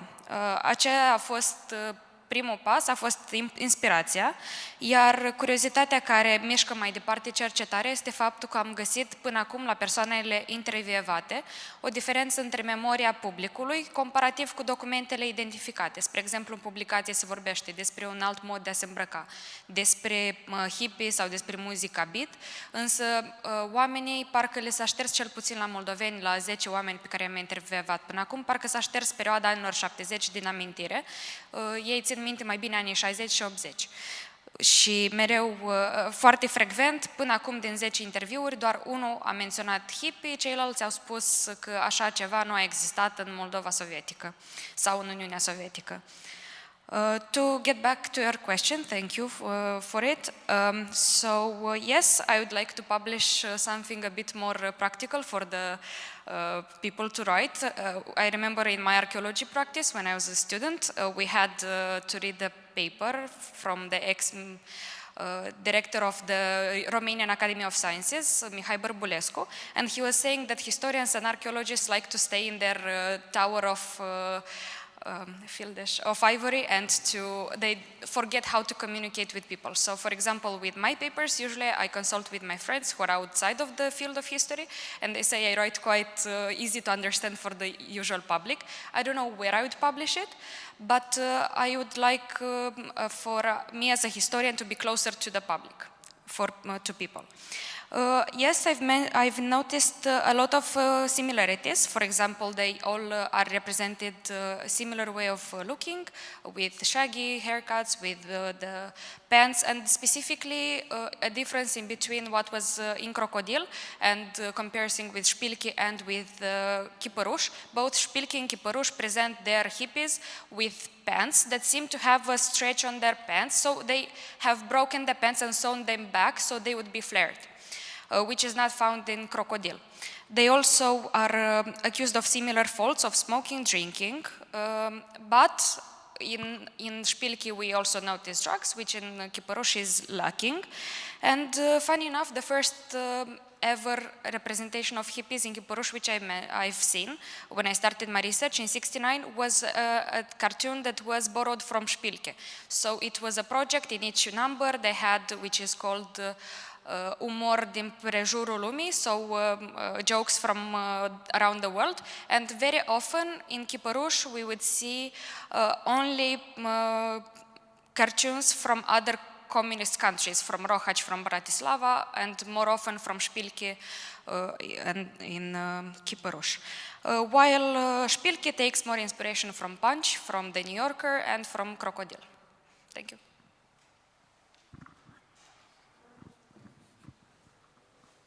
Mulțumesc. Am să încerc să răspund la întrebarea doamnei Lilia Zabolotnea referitor la asumarea identității poloneze a dublului campion olimpic Nicolae Juravski și am să revin cu această monografie pe care am pus-o aici în față, dar din cauza emoțiilor am uitat să vă prezint. Este vorba de o colecție de carte, Legendele sportului moldovnesc, au și 3 cărți în această colecție. Este coordonată de profesorii Boguș, Manolache și subsemnatul. Prima carte din colecție a fost dedicată singurului campion olimpic la o probă individuală, e vorba de Tudor Casapu, halterofilul care a luat aurul la Barcelona în 1992. A doua este dedicată lui Nicolae Juravski și mai este o carte care a apărut în 2 limbi, română și rusă, dedicată Larisei Popova. Intenționăm să edităm, dacă o să avem forțe, și o carte dedicată lui Dobrovolski, cel care a luat aurul tot la Seul în cadrul echipei de fotbal. În fine, aceasta este o lucrare colectivă, are 52 de autori. Nu știu dacă este vreo lucrare dedicată unei personalități la care au contribuit un șef de stat, Mircea Snegur este coautor, Thomas Bach, președintele Comitetului Internațional Olimpic, sportivi de performanță, scriitori, poeți, pentru că a mers după principiul din Antichitate, din Grecia, că olimpicii erau semizei. De altfel, Platon a fost de 2 ori campion olimpic la box, Platon, filozoful. Așa, a îmbinat spiritul cu fizicul. Trebuie de cercetat. Domnul Constantinov știe tot. Dacă e inteligent, da, este axiomă că este polonez. În fine, erau echipe care activau în paralel. Echipa care o coordonam la Academia de Științe, mai mult se ocupa cu componenta teoretico-metodologică a lucrării și luam interviu ca să intrăm în viața privată a protagonistului. Era o altă echipă, să zicem, făcută dintr-un sigur de autor, dar care coopera cu arhiviștii, domnul Alexandru Furtună. Adică, în paralel, lucra și domnul Furtună și printr-o cercetare incisivă a depistat rădăcini poloneze al lui Nicolae Juraschi. Până atunci Nicolae Juraschi habar nu avea că are origini poloneze. El considera că e un moldovean de la Da, nu, pur și simplu nu s-a preocupat de această linie de subiect. Nu știa. Deci când am luat interviu, încă nici eu nu știam. Deci m-am axat mai mult pe biografia sportivă, nu pe cea genealogică. Ulterior, când s-au coagulat toate materialele, am pus cap la cap, am depistat că este de origine poloneză. Referitor la maxima pe care a spus-o domnul Constantinov, dacă ești inteligent, ești polonez, se confirmă și în privința campionilor olimpici. Un campion olimpic are formatul soft și hard. Hardul este 60%, este componenta fizică, dar trebuie să impresioneze, trebuie să ajungă la niște paliere pe care semenii săi nu-l depășesc și este componenta soft, de inteligență. Nu știu dacă știți, dar 95% din campioni olimpici n-au studii în educație fizică și sport. Sunt din alte domenii, din matematică, cibernetică, economie, adică softul foarte mult contează.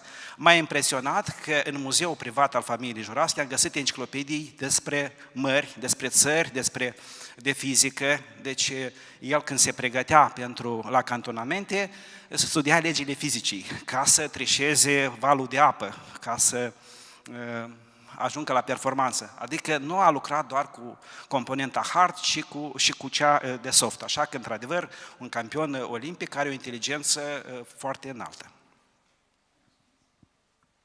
Mulțumesc. Sunt alte chestii, întrebări? Eu personal sunt cu adevărat impresionat de această discuție și de libertatea cu care vorbim și bogăție subiectelor care sunt prezentate,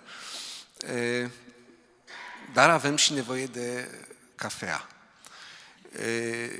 Și coffee break va fi acum și după ce avem alte posibilități de a discuta. Mulțumesc!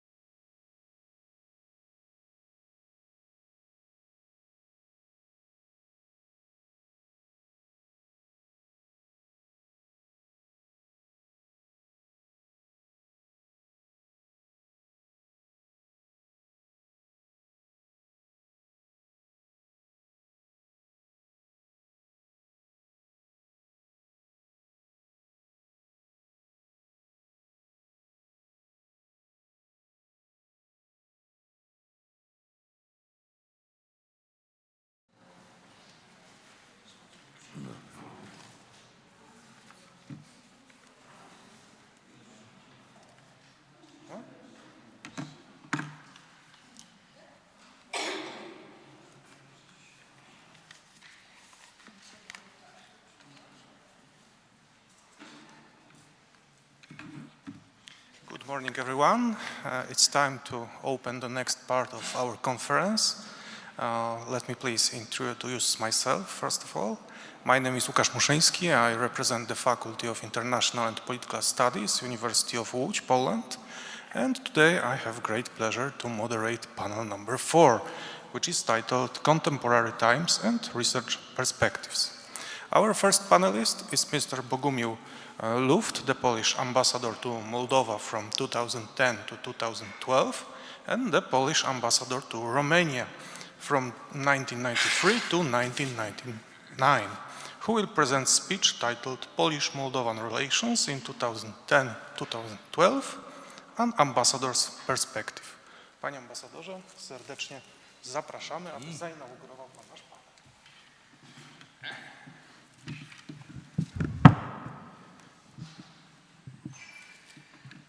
Witam Państwa.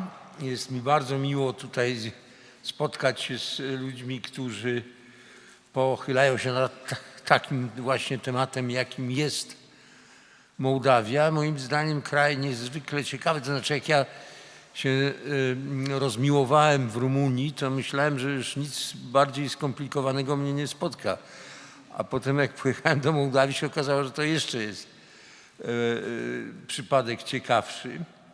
A w dodatku jeszcze, ja wprawdzie byłem ambasadorem w Kiszyniowie tylko przez 2 lata, ale to były akurat takie lata, które były wyjątkowo ciekawe w tej najnowszej historii tego kraju, a właściwie po prostu w historii niepodległej Mołdawii w jej kształcie tym besarabiańskim. Bowiem to były lata 2010-2012.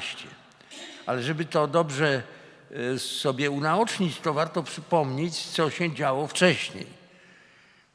Pierwszy okres historii niepodległej Mołdawii to był okres po ogłoszeniu niepodległości, który trwał, no powiedzmy sobie około blisko 10 lat, niecałe 10 lat. I który, bo te okresy są bardzo różne od siebie, dlatego właśnie o tym mówię, one się odcinają jak gdyby od siebie mocno. Więc pierwszy z nich to jest właśnie okres ten po uzyskaniu niepodległości, kiedy właściwie klasa rządząca, klasa polityczna składała się z 2 żywiołów. Jeden to byli tacy rumuńskojęzyczni postkomuniści, którzy z chwilą, jak się rozpadał Związek Sowiecki, zrozumieli, że to jest dobra okazja, żeby mieć sobie swój własny folwark, prawda, a nie siedzieć tylko z łaski tego państwa z Moskwy. A drugi żywioł to byli tacy rumuńscy patrioci. To byli głównie nauczyciele, jacyś tam intelektualiści różnego rodzaju, którzy po prostu żywili taką nostalgię i chęć odtworzenia niepodległości i przyłączenia właściwie tego regionu do Rumunii, tak jak było kiedyś. Niestety nastąpiły dwa zjawiska, które spowodowały, które charakteryzowały ten okres. Pierwsze to było fiasko tego zjednoczenia, ponieważ Rumunia sama nie była gotowa do tego, już nie mówiąc o tym, że społeczeństwo mołdawskie się do tego nie paliło i to między innymi z pewnej przyczyny, która brzmi dla nas dzisiaj egzotycznie, mianowicie sowiecka Mołdawia była krajem zdecydowanie bardziej bogatym i o większym poziomie dobrobytu niż Rumunia w tych latach, to znaczy w końcu lat 80. A drugi powód to było to, że cała ta nowa elita, niezależnie od tego, czy stara, czy nowa, no, w dużej mierze poświęciła się rozkradaniu jakby majątku narodowego kraju, który upadał. Ponadto nastąpiło takie zjawisko, że jak się rozpadł Związek Sowiecki, w którym właśnie Mołdawia odgrywała bardzo dobrą rolę i bardzo dobrze się ustawiła jako taki czołowy producent rolny. No to ten rynek się załamał i w związku z tym się jakby nastąpił bardzo głęboki krach gospodarczy. Klęska była tak straszliwa, że rzeczywiście no, pachniało koniecznością jakiejś gwałtownej zmiany i taką zmianę przyniosło bardzo dziwne ugrupowanie, mianowicie Partia Komunistów. Partia komunistyczna była zakazana, w związku z tym oni to nazwali partią komunistów, czyli nie komunistyczną, tylko komunistów. I rzeczywiście obudzili taką nostalgię za Sowietami i obiecali, że oni z Rosją z powrotem nawiążą dobre kontakty i że co pozwoli gospodarczo dobrze funkcjonować przede wszystkim i tak dalej. I wygrali wybory w jakimś nieprawdopodobnym zupełnie, w jakiejś nieprawdopodobnej proporcji. To było 72 mandaty na 101 mandatów w parlamencie i rzeczywiście doszli tak silnie do władzy jak ten Madziar na Węgrzech w tej chwili mniej więcej. To znaczy wszystko, że tak powiem, już mogli zrobić. No, ale zaczęli prowadzić taką politykę trochę wahającą się jednocześnie i w stosunku do Rosji, przyjazną, ale również i do Zachodu. I na przykład oni tak się wahali momentami, że na przykład obecna nazwa Ministerstwa Spraw Zagranicznych Mołdawii, która jest w ogóle tak oryginalna, że żaden inny kraj czegoś takiego nie ma, a mianowicie Ministerstwo Spraw Zagranicznych i Integracji Europejskiej, została wymyślona za czasów rządów komunistów właśnie. Bo oni na to też tam częściowo stawiali. I rzeczywiście się okazało, że się dalej tak nie da działać, tylko trzeba się jakoś zdecydować. I w społeczeństwie jakby zapanowała pewna zgoda co do tego, że należy, może zgoda to za dużo powiedziane, ale taka masa krytyczna ludzi nastawionych na integrację z Zachodem. Na skutek czego wybory w 2009 roku zostały wygrane przez taki konglomerat 3 partii i to jest bardzo ciekawe, znaczy bardzo ciekawe jest się przyjrzeć, co to były za partie, bo one bardzo mówią dużo o samym społeczeństwie czy narodzie mołdawskim, jeśli można tak powiedzieć. Bo tu jest spór, czy istnieje taki naród, czy w ogóle to jest po prostu naród rumuński. Faktem jest, że te 3 partie, które stworzyły rząd, dosyć zresztą mozolnie, ponieważ oni nie bardzo się lubili nawzajem, bo byli dosyć różni, ale jedno ich łączyło, właśnie ta opcja prozachodnia.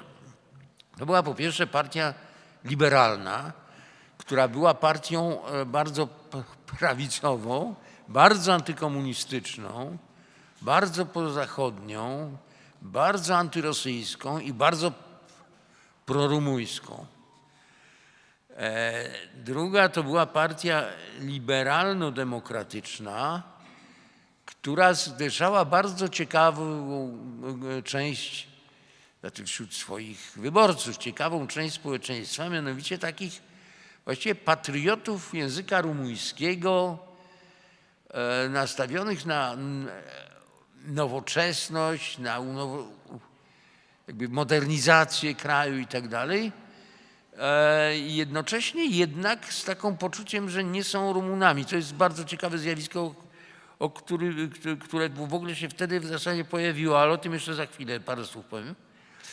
I trzecia to była partia demokratyczna, to już był kompletny dziwoląg, mianowicie ona się składała głównie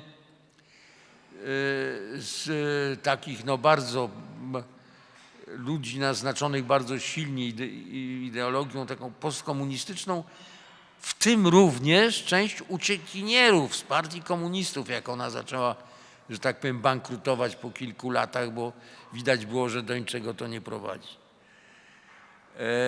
I te partie w końcu się porozumiały i stworzyły właśnie taki rząd, który przez kilka lat usiłował prowadzić do takiej integracji. Przez właśnie te pierwsze 2 lata robił to dosyć skutecznie, znaczy skutecznie to przesada, ale w każdym razie w sposób taki w miarę no, szczery jakby. Natomiast potem nastąpił krach, o czym też za chwilę. I w tym właśnie okresie 2010-2012 miałem szczęście być tam ambasadorem i oglądać to, co się działo i uczestniczyć w działaniu Polski wobec tego kraju. A co się działo? No po pierwsze bardzo takie zostało uwolnione i w sposób taki bardzo dużo i było impulsów dla rozwoju społeczeństwa obywatelskiego oraz wolnych mediów. I to spowodowało zupełnie nową sytuację, jakby taką no, widoczną bardzo sytuację w społeczeństwie. Władzę przyjęła nowa generacja, ludzie właśnie już zupełnie nie postsowieccy, tylko tacy, którzy no, wychowali się właściwie już w tej niepodległej Mołdawii, a częściowo w Rumunii, ponieważ tam bardzo wielu z nich studiowało. Symbolem tego może być Wlad Filat, który był premierem w wieku lat 42, który był po studiach w Jasach w Rumunii i który właśnie był przedstawicielem tego nowego pokolenia, które miało właśnie tą cechę, że pomimo takiego silnego nawiązania do rumuńskości i tego, że po tych studiach w Rumunii oni już mówili po rumuńsku bardzo bez specjalnych nalotów akcentu czy jakichś tam cech związanych z dialektem mołdawskim i byli bardzo tacy przeniknięci duchem właśnie prozachodnim, a jednocześnie uważali, właściwie odkryli taką swoją tożsamość oddzielną. Znaczy, że oni mówią po rumuńsku, a nie po mołdawsku, bo to był pomysł jakby sowiecki jeszcze, ta nazwa, ale nie są Rumunami. Znaczy są Mołdawianami, którzy są jakąś tam częścią być może narodu rumuńskiego, ale dość odrębną. Potem i teraz nastąpiły pewne problemy polegające na tym, że te reformy były prowadzone trochę niekonsekwentnie. To znaczy po prostu było tak wiele różnych przeszkód, między innymi obyczaje korupcyjne, taka mafijność części gospodarki, które hamowało te reformy, które domagały się po prostu jakby no rzeczywiście likwidacji tego rodzaju zjawisk, co było tym bardziej utrudnione, że na życiu politycznym położyły się cieniem dwie postacie.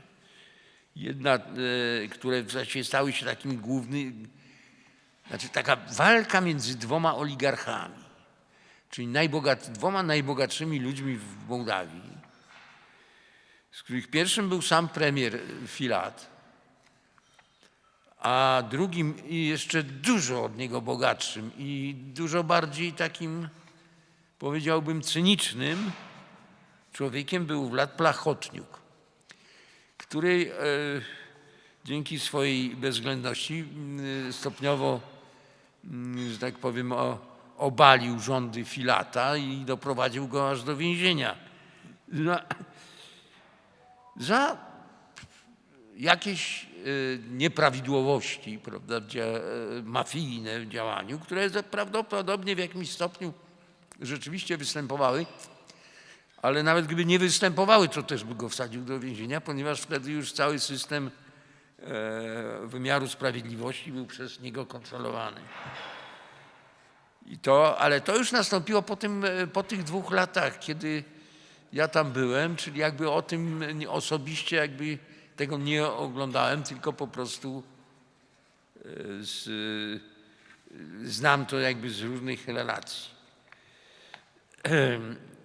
Oraz z rozmów, oraz z kontaktów z ludźmi.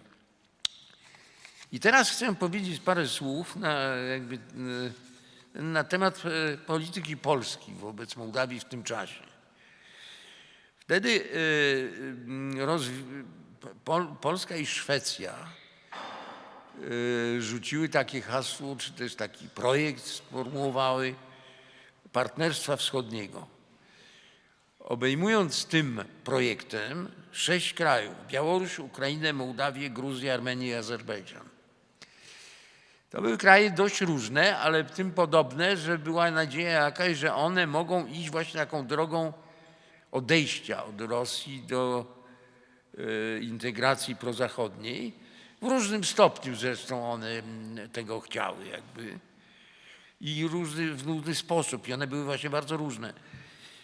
I w ramach tego zróżnicowania uznano dość szybko w tych właśnie 2 latach, wtedy na początku tego nowego rządu, że Mołdawia jest takim prymusem. Znaczy Mołdawia najbardziej się do tego nadaje i największe nadzieje stwarza.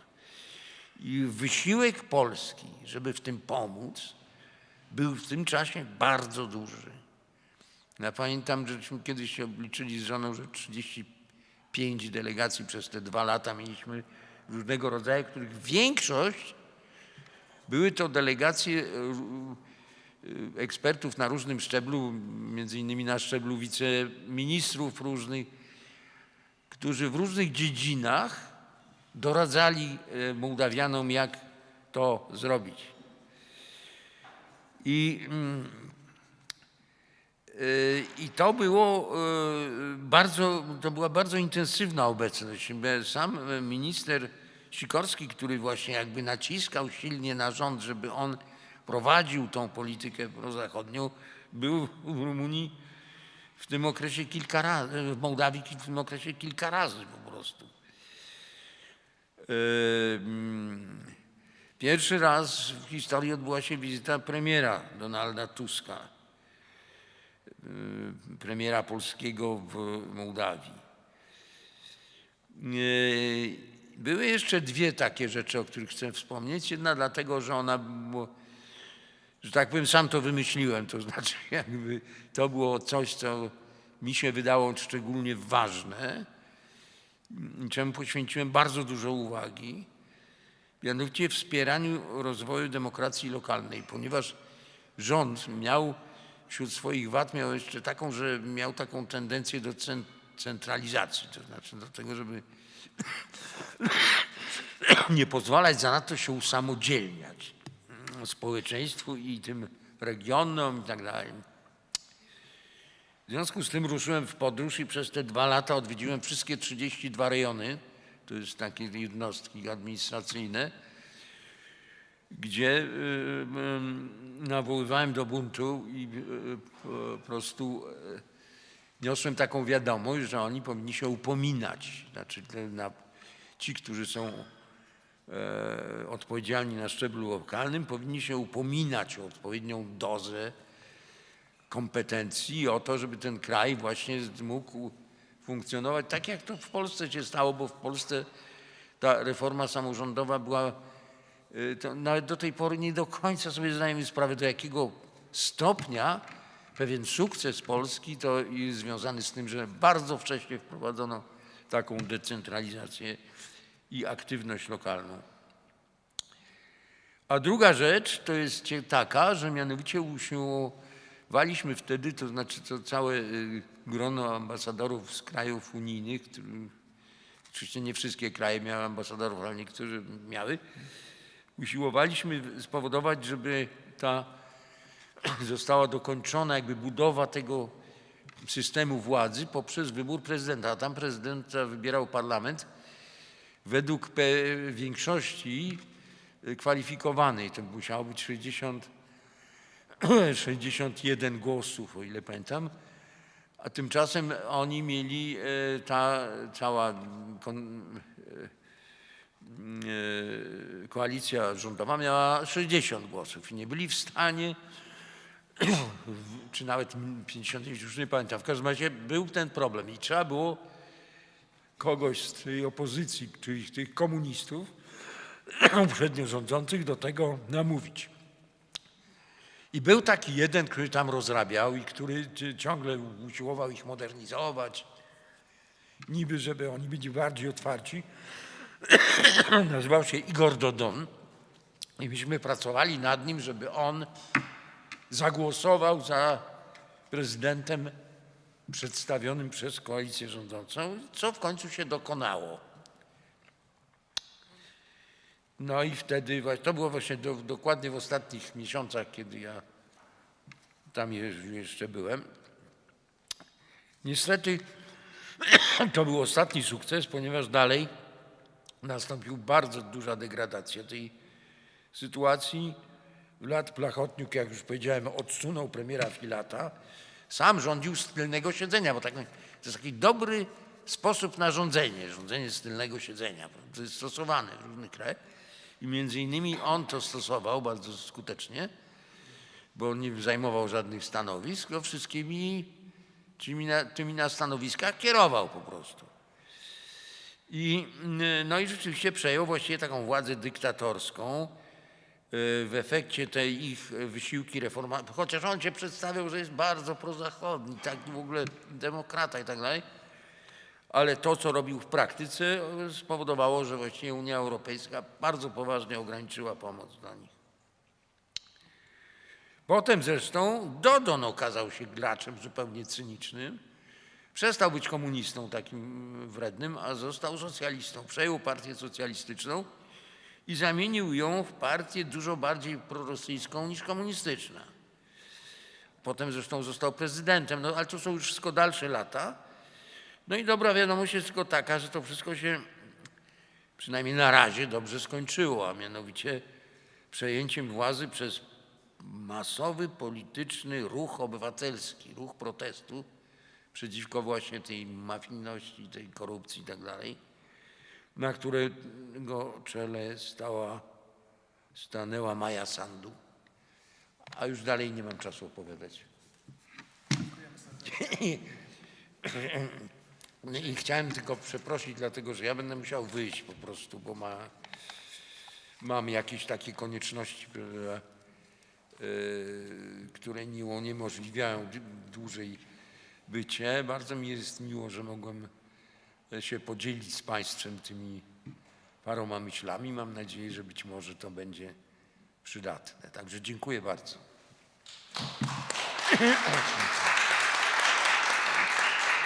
Dziękujemy serdecznie panu ambasadorowi, że zgodził się podzielić swoimi doświadczeniami, swoją perspektywą dyplomatyczną.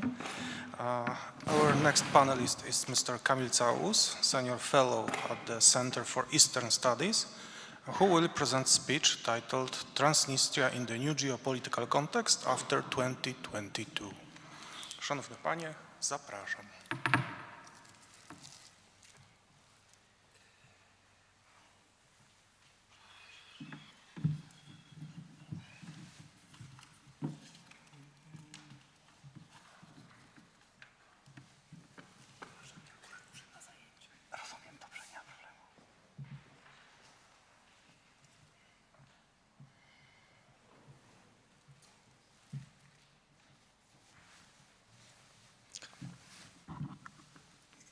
Good still morning, ladies and gentlemen. I'm more than happy to be here with you, and thank you very much for the invitation. I would like to, and I've decided to speak in English to make it a little bit more accessible. I hope it's fine. If you will be willing to, I may of course translate some parts of this to Polish. I'm still not brave enough to speak publicly in Romanian, even though I understand this language quite well, but unfortunately I'm like a dog in this regard, so I can understand, but I'm trying not to speak too much. So I'll be talking today about Transnistria, about the separatist region of Moldova, which was already mentioned a couple of times during this conference. My presentation would be, well, relatively complex. It would be full of data, in particular economic data. And I hope you will find it interesting, and I will not bore you to that. So let's start.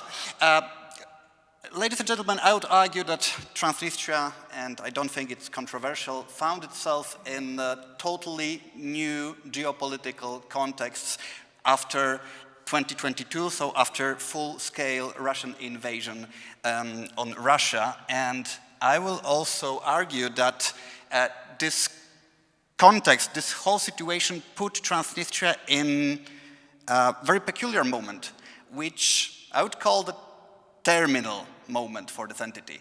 I mean, from my perspective, the question now is not how long Transnistria will remain here with us, but when it will end and how soon it will happen. I mean, I do believe it will happen in the upcoming years, and you will see in a moment why it's like that. The mechanisms, the pillars which sustained this region for 3 decades, basically, so from the very beginning of its existence, particularly after war in 1992, have mostly disappeared or are in a state of very deep erosion. And let's maybe focus or start with enumerating, mentioning those areas of change which we can observe. We don't need to focus on this tiny letters right now. I will elaborate it later. I've identified 7 areas of change.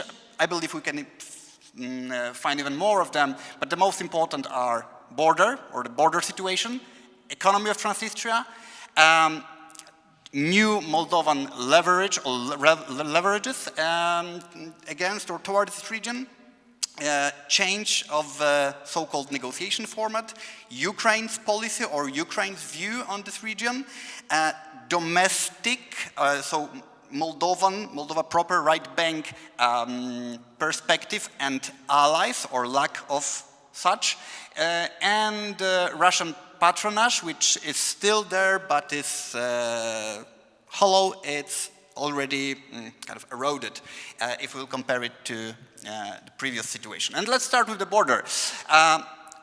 Ladies and gentlemen, on the 28th of February, Ukraine, because of the full-scale invasion of Russia, decided to seal the border, the de facto border between Ukraine and Moldova. I'm using the term de facto border because it is, of course, border between Moldova and Ukraine on the segment which technically, I mean, which is controlled by the separatist authorities in Tiraspol.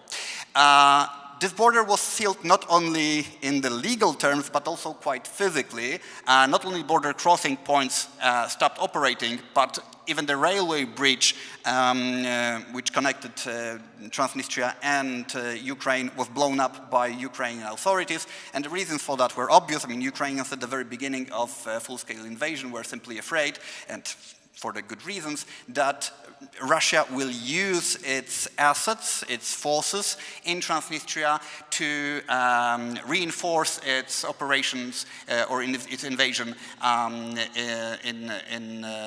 in Ukraine. And this sealing of a border provided Chisinau with 2 new axes of control. For the first time in the history, Moldova, independent Moldova, gained control over transit of goods from Transnistria to the outside world, let's put it this way. Before 2022, Transnistrian authorities, Transnistrian companies could either export products made by local companies or import goods from outside world through Moldovan borders and through Moldova proper to Transnistria, or using its border with Ukraine and Ukrainian territory. And it was fundamental for Transnistrian authorities because it actually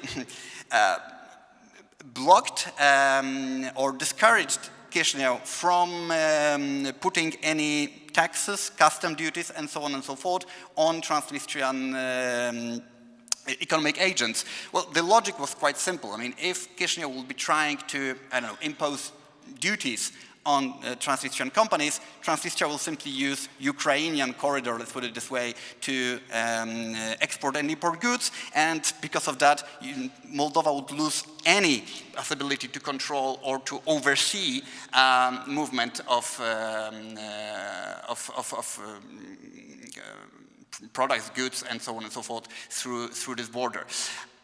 Another issue is, it's also very important from security perspective, This also allowed Moldova to control and to oversee the people transit and people movement, or movement of people to Transnistria and from Transnistria. Again, that was the first time in history when something like that happened. Before that, prior to 2022, Moldovan authorities were basically unaware of who really is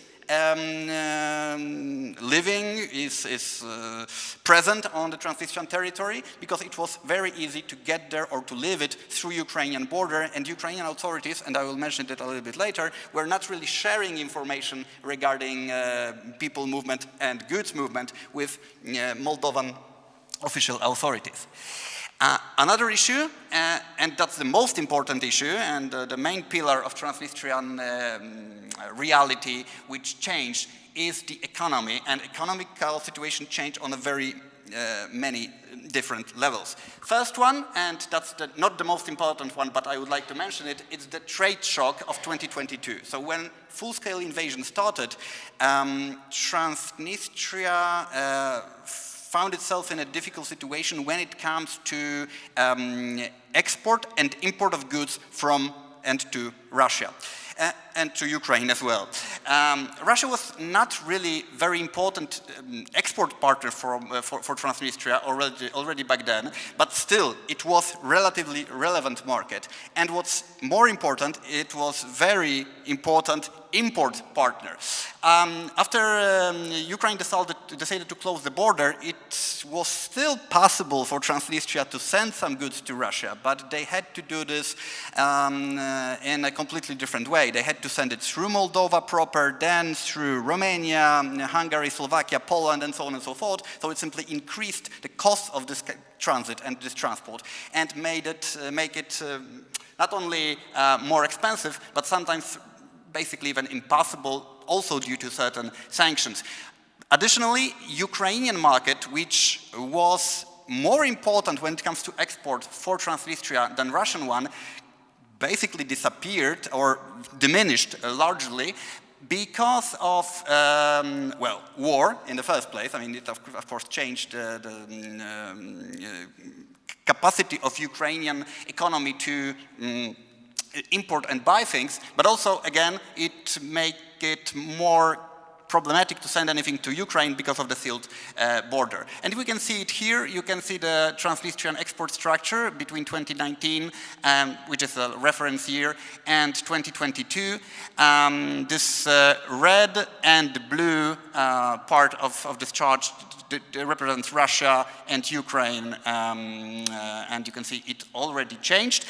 And what's interesting, the share of Transnistrian export going to European Union, which anyway, European Union and Moldova proper, which anyway was massive in 2021, 67% you see, so 2/3 of the Transnistrian exports went to EU and Moldova, jumped and reached 76%. So that's another issue.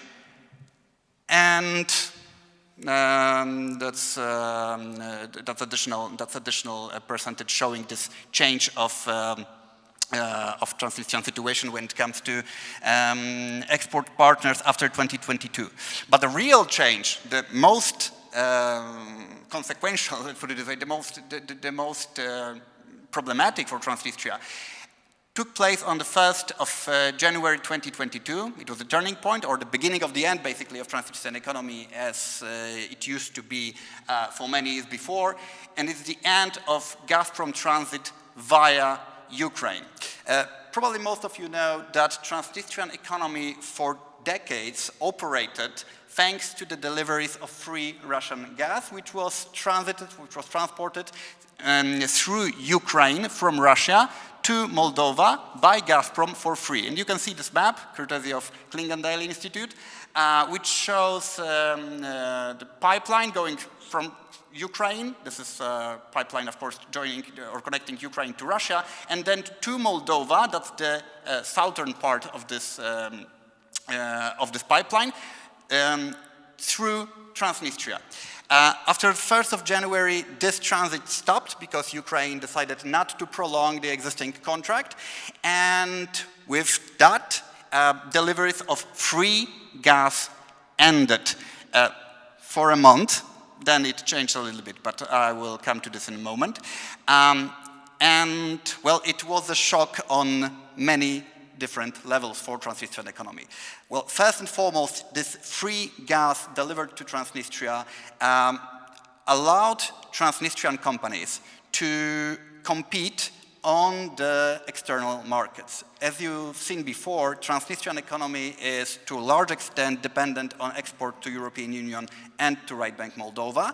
And this dependence, the fact that actually goods produced in Transnistria are so popular in Western markets, it's because they are cheap and they are produced, or they used to be produced cheaply. And they were produced cheaply because they were produced with free Russian gas and very cheap labor, because of course wages in Transnistria are relatively low.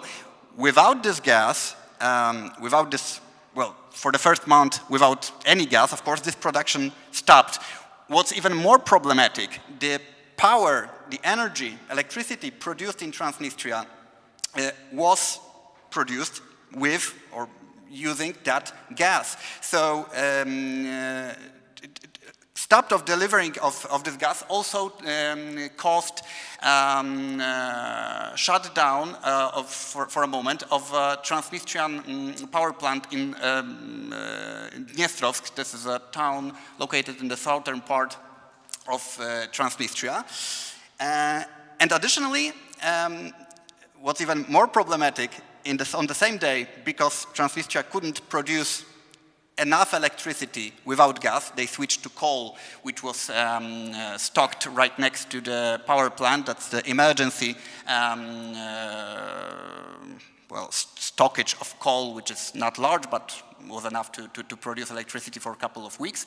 Transnistria stopped also exporting electricity to the Right Bank Moldova. And Transnistria was doing that for many, many years before. That was very important source of revenue for Transnistrian budget. But because of lack of free gas deliveries and also because of political attitude of Chisinau, which also changed, and I will get to this in a moment, Transnistria was not able to send this gas to Moldova and earn money on that. After a month, more or less, deliveries of gas were restored. First, thanks to the grant which EU offered to Republic of Moldova. This allowed Moldova to buy certain amount of gas for Transnistria and deliver it to the region. It wasn't, the volume of this gas was relatively limited. It wasn't as much as Transnistria needed, but, well, it was enough to provide heating. We need to remember that it was January, so we were in the middle of winter. And then Russia decided to step in and propose, let's put it this way, very peculiar mechanism which allowed it to deliver gas or to finance gas deliveries to Transnistria. Again, this workaround which Russia created is quite complex, quite peculiar, and quite fragile at the same time. Basically, it works like that. Russia is providing money to certain offshore companies registered in Dubai, which are linked to Russia, but are officially, of course, not Russian. Then this Dubai company, with money coming from somewhere, from Russia, of course, but it's unofficial, is buying or is paying a company in Hungary, a company called MET, which is buying gas on the European market, and then this gas is delivered by Hungarian company to Moldovan company, which then transported it to Transnistria. The problem with this mechanism, I mean, there are a couple of problems with this mechanism. First and foremost, Russia is not financing the full volume which is needed by Transnistria. Basically, the amount of money which Russia is paying to MET through its Dubai cooperatives is enough to buy around 2 to 3 million cubic meter of gas per day, which is around 35 to 50% of normal traditional needs of Transnistria when it comes to consumption of gas of this region. Also, because this entire mechanism is so complex, there are regular interruptions in payments. From time to time, those offshore companies are simply identified by different international organizations, are being linked to Russia as shady, as non-transparent, and they are being sanctioned. And because of that, those companies are not able to pay to the Hungarian company, and Russia needs to find a new company. And this creates interruptions, this creates problems in deliveries, and we actually had well, at least a couple of situations when Transnistria was deprived of the gas deliveries in last couple of months for at least a couple of days. So basically, this is how it operates. Just to sum it up, what it means. I've just told you that it limits the ability of Transnistrian industry in general to operate because they don't have enough gas and not enough electricity to keep the production running in the same quantity as before. Also, there is no export of energy to right bank Moldova. Moldova is right now importing or covering its needs with electricity imported mostly from Romania, partially from Ukraine, but of course Ukraine is not really reliable partner because of Russian rocket attacks and shellings. So Romania is the main exporter or main provider of electricity for Moldova. Moldova is able to cover around 30% on average of its own needs. Rest need to be imported. So there are no money coming from export, at least not in the amount as it used to be before. There are no money coming from export of electricity.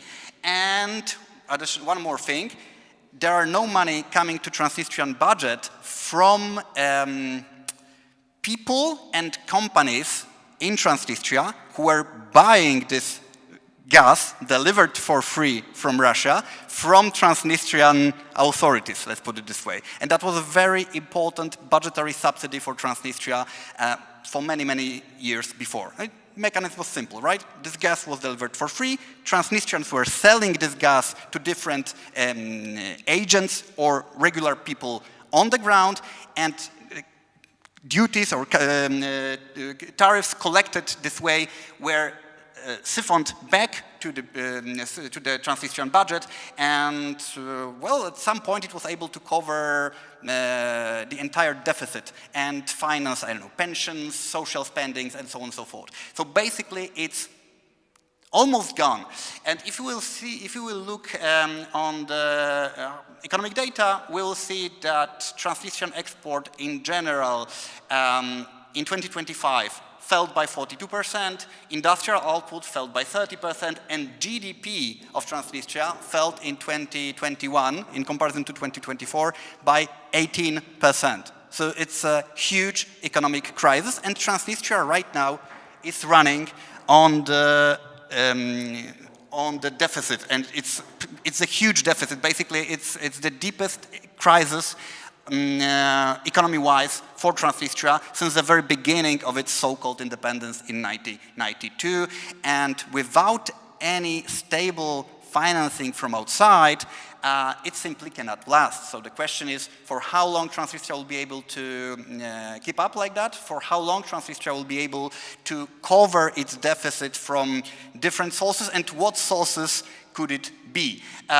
Russia, from what we know, is not really willing to provide Moldova with provide Transnistria with enough money to cover this deficit.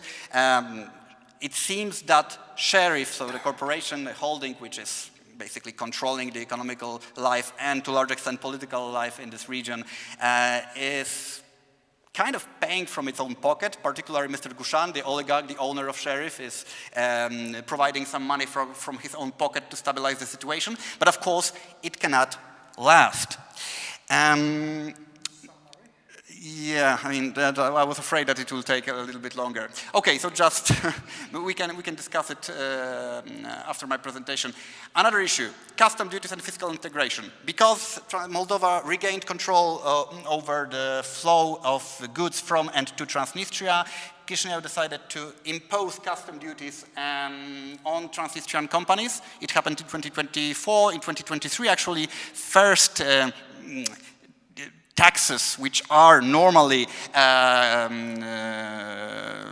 in place in Moldova and are used vis-à-vis companies operating on the Moldovan territory were introduced also to Transnistrian companies, which we can perceive as a kind of gradual economic or a sign of gradual economic integration. Transnistrian export to Russia, also because of this control of the border, is limited, not only because it's not any more feasible when it comes to logistics, but also because Moldova is able to control what is being exported and imported.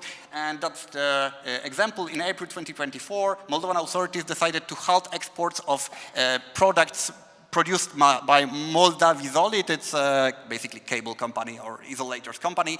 It's not possible anymore because Moldova identified it as a dual-use production which can help Russia in its war effort and blocked this export. Another issue, again, because of the border control, Moldova is able to actually impose persona non grata status on people living in Transnistria if it likes to. And recently, and you may have heard about this, there were, Madam President Maia Sandu decided to put 9 people living in Transnistria who are the officers of Russian forces residing in this region on the persona non grata list, which basically blocks them inside Transnistria. I mean, they can leave, but then they will be deported to Russia, and then they could never return, which is a totally new thing. Maybe just 2 more minutes. Another very important change. Format, the negotiation format called 5+2, which was the traditional so-called negotiation format for the Transnistrian settlement, imposed by Russia basically, because this format from the very beginning put Russia in a very favorable position, is gone. This format included Russia, Ukraine, Transnistria, Moldova, EU and USA, and OSCE. Now, of course, it's not working anymore because 2 partners within this format are in a state of open war, and Moldova is actively pushing and basically already managed to impose a new format which is way more favorable for Chisinau, which is simply 1+1 format. So now the negotiation process is taking place just between those 2 partners, without Russia, without OSCE, which because Russia is a member of OSCE, was not always fully on the side of Moldova. So that's another important change. Thing which is not that often mentioned is the total change of Ukrainian perspective on the conflict. Unfortunately, and I need to stress it, ladies and gentlemen, Ukraine before 2022, and definitely before 2014, but even before 2022, was an ambivalent actor. Yes, formally Kiev was criticizing Transnistria, was not recognizing it, and so on and so forth, but in reality there were many different corruption schemes linking Ukrainian authorities, particularly in Odessa, but also in Kiev, with Transnistrian authorities. And there were a lot of examples of cooperation which brought money to certain people in Transnistria and in Ukraine. Of course, it's no longer here. Ukraine perceived Ukraine Ukraine perceived Transnistria as a threat, and cut most of these corrupt schemes. What's more, Ukraine is actually very actively pushing for, sorry for using this term, but the final solution of the Transnistrian problem. There are a number of signals coming from Ukraine, or there were a number of signals coming from Ukraine in the last couple of years that Kiev would be willing, if of course Chisinau would agree, to send some troops and solve the Transnistrian problem one and for all. Until 2019, so not really 2022, but it's also good to mention it, and Mr. Ambassador also mentioned this problem before. there was an oligarchic system in place in Moldova, with Vlad Plahotniuc at helm of the country. Vlad Plahotniuc, who used to be an oligarch, very corrupted person, and he was cooperating with Transnistrian authorities, mostly with sheriff, on many different levels or within certain shady economical and corrupted schemes. It's of course not here anymore. Past government, Maia Sandu political camp is very far away from any cooperation or economical cooperation with Transnistria, which also radically changed the situation. So there are no allies of Tiraspol in power in Moldova anymore. Yes, Russian patronage is, as I said, is still there, but it's hollow because of Russian position in, or Russian situation when it comes to the ongoing war. So just to sum it up, I would say that all of those 7 areas, there are 5 pillars which were crucial for Transnistrian existence. The free gas, the ambivalent Kiev, friendly Chisinau, of course Russian patronage and EU markets. 3 of those pillars are not here anymore, and in particular free gas is not there anymore. EU market is still available, but it's not as important as it used to be because Transnistria lost its production capacity and its competitiveness. And this Russian patronage, which used to be very important and was kind of a scarecrow, and Chisinau was really afraid to make anything vis-a-vis Transnistria, not to make Russia angry, is weakening. And Chisinau can obviously see that it can take some actions, well, against, let's put it this way, separatist regime, and it will cause no real reaction from Russia, which is really something new. I would have something more, but yeah, I will stop here. We can discuss it later if you like. Thank you very much.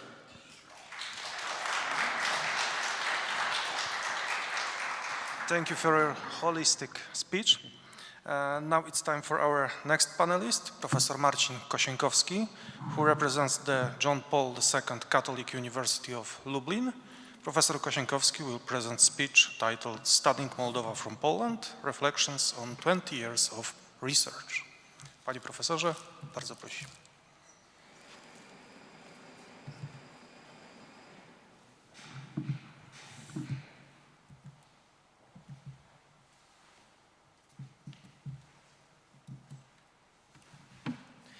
Okay, thank you very much. It's nice to, hello everyone, it's nice to be here today.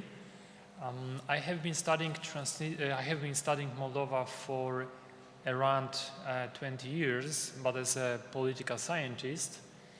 And today I would like to share my personal reflections about my research with you. So my presentation will be based on experience rather than theory. Why this topic? The first is very banal. I looked for a topic that would be of interest to historians because this is a conference mainly for historians, and I thought that my personal and historic reflections may be of interest to you. What else? The second reason is that after 20 years of research, I probably have enough experience to share it with you, and I have reached, I believe, the age of reflection. And then this conference is also a good opportunity to compare my reflections with both Polish and Moldovan perspective. Actually, I know just one such account by Kamil Caus, who has written a chapter that I enjoyed very much and recommend to you strongly. On the one hand, Moldova is a small country. There is even such a subfield in international relations about small states. And Moldova definitely falls under this category. But on the other hand, it's a complex country and rich in research topics. And over the years, I have worked on various issues, and you can see some of them here on the slide. Let me focus just on a few of them. So firstly, I focused on Moldova as a whole, or proper Moldova, so right bank Moldova. And among others, I was interested in reasons behind Euroscepticism among numerous national minorities in Moldova. And I argued that internal factors were even more important than external factors. Then I also focused on Transnistria as a de facto state. And among others, I was interested in factors behind survival of Transnistria despite non-recognition. This was a topic of my PhD, and basically this is what Kamil told us before my presentation. And actually, also Łukasz Muszyński is going to talk about a very similar topic just after my presentation. Then I also focused on Gagauzia as a territorial autonomy in Moldova. And among others, I was interested in reasons behind the reliction of the Druzhba cinema in Comrat, in the capital of Gagauzia. This building, what is interesting is that this building served two functions, not only cultural function as a cinema, but also a national heritage function, as it was a place where the Gagauz Republic, so the predecessor of present autonomous Gagauzia, was declared.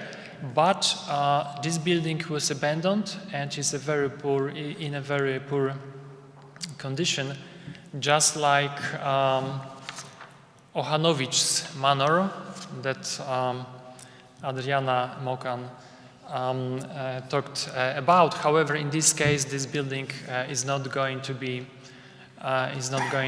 renovated and restored.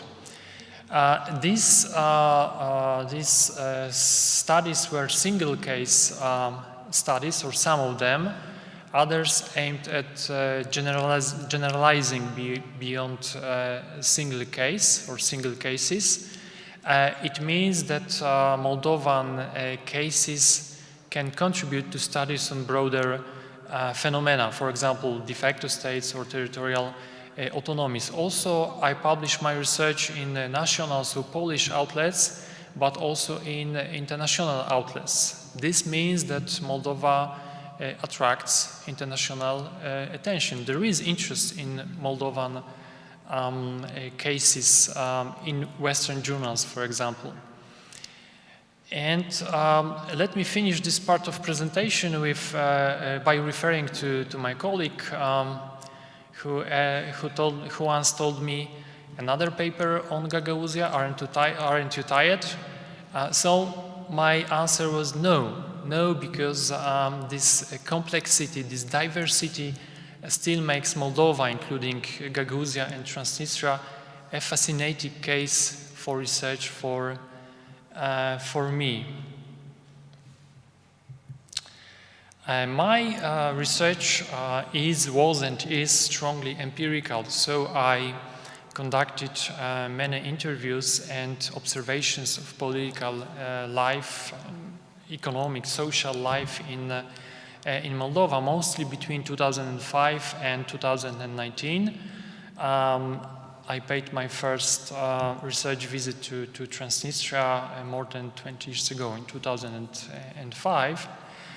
And here you can see some experiences related to my work with elites. So access to elites was relatively easy, and people were very open to meet and talk. And what is important is that they provided me with many different perspectives. So, for example, pro-Western, pro-Russian, and others. And this was very good for comparison and for triangulation. However, at the same time, there were also challenges. For example, very often it was difficult to schedule meetings in advance. So I had to do it. I had to schedule meetings while in Moldova, which means that I needed to invest some time at the expense of my field work. So real academic, real work, real research. What else? People were more open to talk when in opposition, and they were less open to talk when in government, the same people, for example, while officials were obviously more valuable sources of information for me. Sometimes there was over loyalty, over promotion, or long monologues. For example, while in Gagauzia or Transnistria, I needed to listen to long monologues about how bad the central Moldovan authorities were, and while in Chisinau, for example, sometimes happened that I needed to listen to very long monologues about how bad Gagauzia and Transnistria were. Also, some information was not unique. For example, it quickly became public. For example, I met my interlocutor in the morning or in the afternoon, learned about something, but then it turned out that this information was repeated in the evening on TV, in some political program. So the conclusion was that there was no point in talking to people. It was enough to watch political programs. What else? Society and access, geographical access. People were hospitable in Moldova. I would even say that they were extremely hospitable. They were also tolerant. I didn't have any problem communicating with, for example, pro-Romanian people in Russian. Actually, Russian was lingua franca then, and I could easily communicate in Russian. It was also a relatively safe country. What's more, life, political life, economic life, social life was concentrated in capitals. I mean capitals of Moldova, capitals and Comrade and Transnistria, which means that I didn't need to travel too much, which made my field work simply easier. And finally, I believe that my Polish background served as an advantage. To me, as a person from a geopolitically Western country and culturally Slavic country, I was well accepted by both pro-Russian and pro-Western groups. However, there were some challenges, some pushbacks. For example, it happened to me sometimes that I was expected to give up doing research on Moldova. I was told that only locals should do research on Moldova. As a foreigner, I was simply not expected to involve in doing research. At the best, I could mirror a position of my interlocutors. For example, pro-Western interlocutor wanted me to be pro-Western, and so on, so on. Also, another challenge was that sources of information outside these three capitals were limited. Almost everything was, as I said, concentrated in capitals. It was advantage. However, it was also a disadvantage at the same time, because it would be good to familiarize with other perspectives, peripheral perspective, let's say. Again, it would be good for variety, for comparison and triangulation. Let me also say a few words about my cooperation with Moldovan scholars. They act as facilitators, so they help me with identifying people to talk to. They help me organize meetings with these people. They help me get sources like books or newspapers available only in Moldova. They also provide me with empirical knowledge about Moldova. However, sometimes this knowledge is less unique compared to experts. I believe that this is because experts simply have better direct access to policy makers, and that's why their knowledge is more unique. Unfortunately, I have engaged only in limited cooperation with my colleagues from Moldova. We do invite each other to conferences and panels. However, we have never offered papers, and I see two possible reasons for this. Firstly, our perspectives related to perspectives on Moldova may differ. For example, I claim that Gagauzia belongs to three worlds. It's strongly rooted in the Russian world. It's also quite strongly rooted in Turkic world, and weakly, but still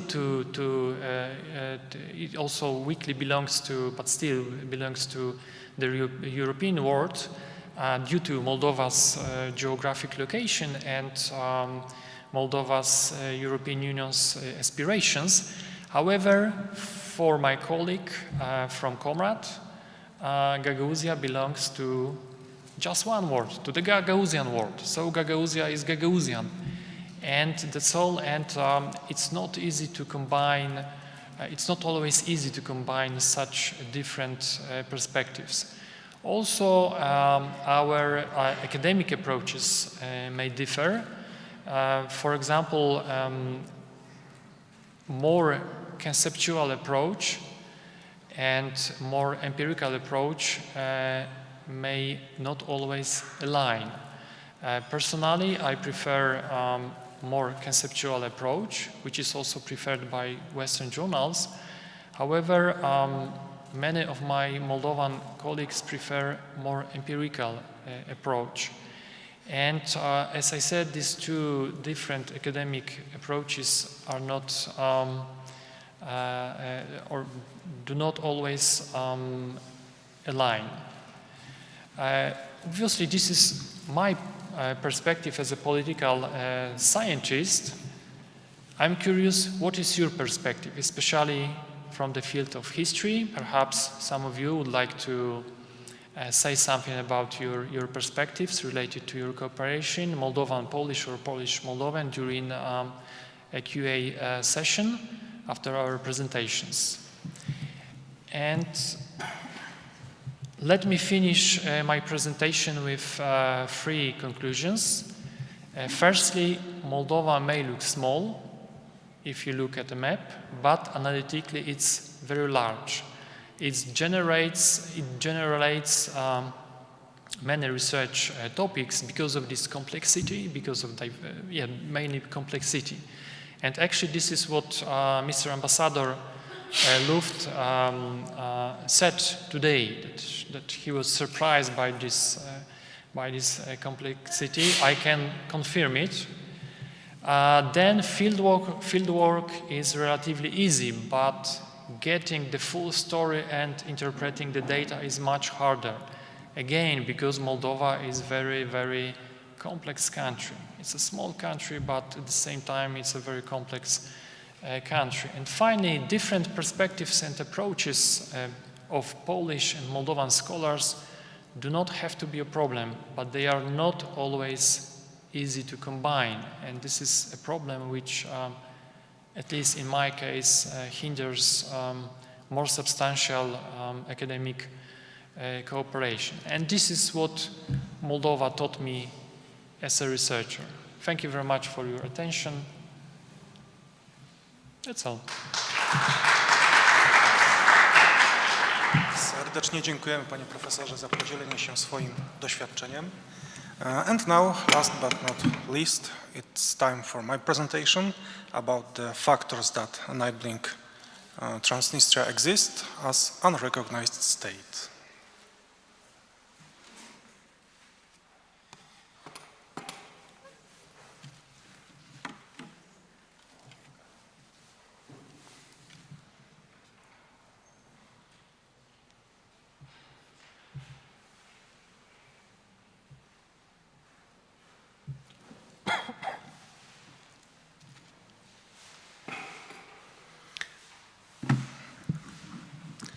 Szanowni Państwo, tak jak przed chwilką zapowiedziałem, w swoim wystąpieniu chciałbym zaprezentować główne czynniki umożliwiające funkcjonowanie państwa nieuznawanego, które przyjęło formę Naddniestrzańskiej Republiki Mołdawskiej i funkcjonuje na terytorium de jure Republiki Mołdawii. Sekundkę, tylko zerkniemy.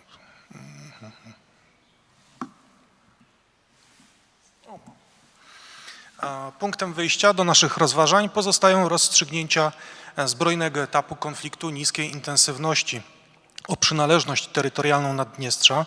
Pamiętamy, że na początku lat 90. na fali procesu dezintegracji politycznej Związku Sowieckiego decydenci mołdawscy podjęli nieudaną próbę wyegzekwowania integralności terytorialnej swojego państwa na całym deklarowanym obszarze de jure, co finalnie doprowadziło do zawarcia porozumienia pokojowego w Moskwie w 1992 roku. To porozumienie zostało podpisane przez ówczesnych prezydentów Mołdawii oraz Federacji Rosyjskiej przy obecności Igora Smirnowa, czyli tego polityka, który w perspektywie naddniestrzańskiej był postrzegany jako prezydent spornego podmiotu. Co ważne, w ramach tego porozumienia zdecydowano o braku uznania takiego podmiotu jak Naddniestrzańska Republika Mołdawska. Co więcej, określono go jako Naddniestrzański Region Republiki Mołdawii, a więc jednoznacznie wskazano tutaj na przynależność terytorialną spornego obszaru do państwa mołdawskiego. W ramach przedstawionego porozumienia usankcjonowano także militarną obecność Federacji Rosyjskiej na spornym obszarze. Chodzi tutaj o oddziały 14 Armii Gwardyjskiej, które stacjonowały na tym terytorium jeszcze od czasów sowieckich. One na podstawie tego porozumienia zostały uznane za neutralne siły pokojowe mające służyć rozgraniczaniu stron sporu. Niemniej zapowiedziano określenie przyszłego statusu i termin wycofania tych oddziałów we wspólnych negocjacjach mołdawsko-rosyjskich, co jak do tej pory nie nastąpiło.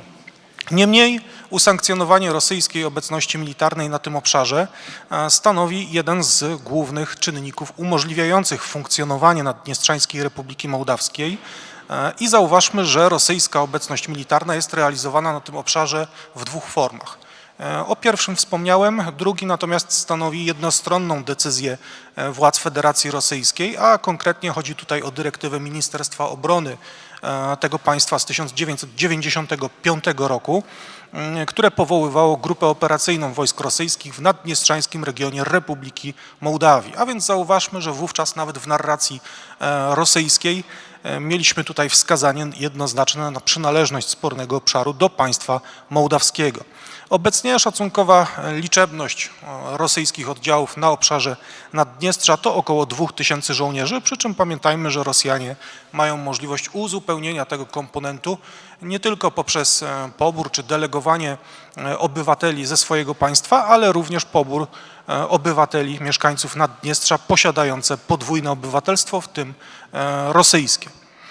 Jeżeli jesteśmy przy formach wsparcia udzielanego przez Federację Rosyjską, które umożliwiają funkcjonowanie Naddniestrzańskiej Republiki Mołdawskiej, to tutaj warto wyróżnić także formy wsparcia materialnego i finansowego.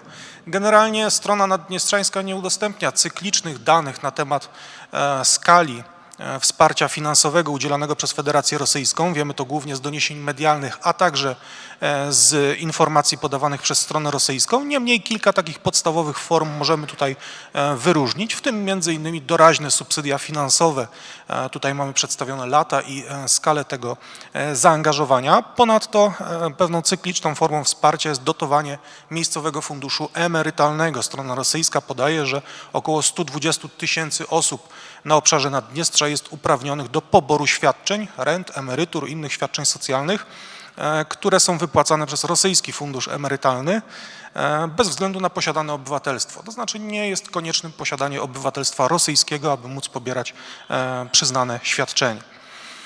Istotną formą wsparcia rosyjskiego, o której już tutaj moi przedmówcy też wspominali, to transfer gazu ziemnego i brak rozliczeń za jego dostawy. Przed obecnym kryzysem energetycznym schemat był prosty. Otóż państwowy mołdawski koncern energetyczny, którego pakiet kontrolny posiada rosyjski koncern Gazprom, kontraktując wolumen zasobu dla Mołdawii, przekazywał część wolumenu stronie naddniestrzańskiej, operatorowi naddniestrzańskiemu, który nie pokrywał kosztów za pozyskany wolumen gazu, a powstały dług adresowany był wobec władz mołdawskich. Specyficzną formą wsparcia w okresie pandemii COVID-19 było przekazanie dawek preparatu Sputnik, który służył szczepieniom. Oprócz form wsparcia, które tutaj wyróżniłem ze strony Federacji Rosyjskiej, możemy także wyróżnić kilka elementów potencjału własnego Naddniestrzańskiej Republiki Mołdawskiej. I jednym z podstawowych jest wykształcenie systemu politycznego, całego aparatu administracyjnego, który funkcjonuje już ponad 30 lat. Ze względu na ograniczenia czasowe skoncentruję się przede wszystkim na charakterystyce urzędu prezydenta czy systemu prezydenckiego.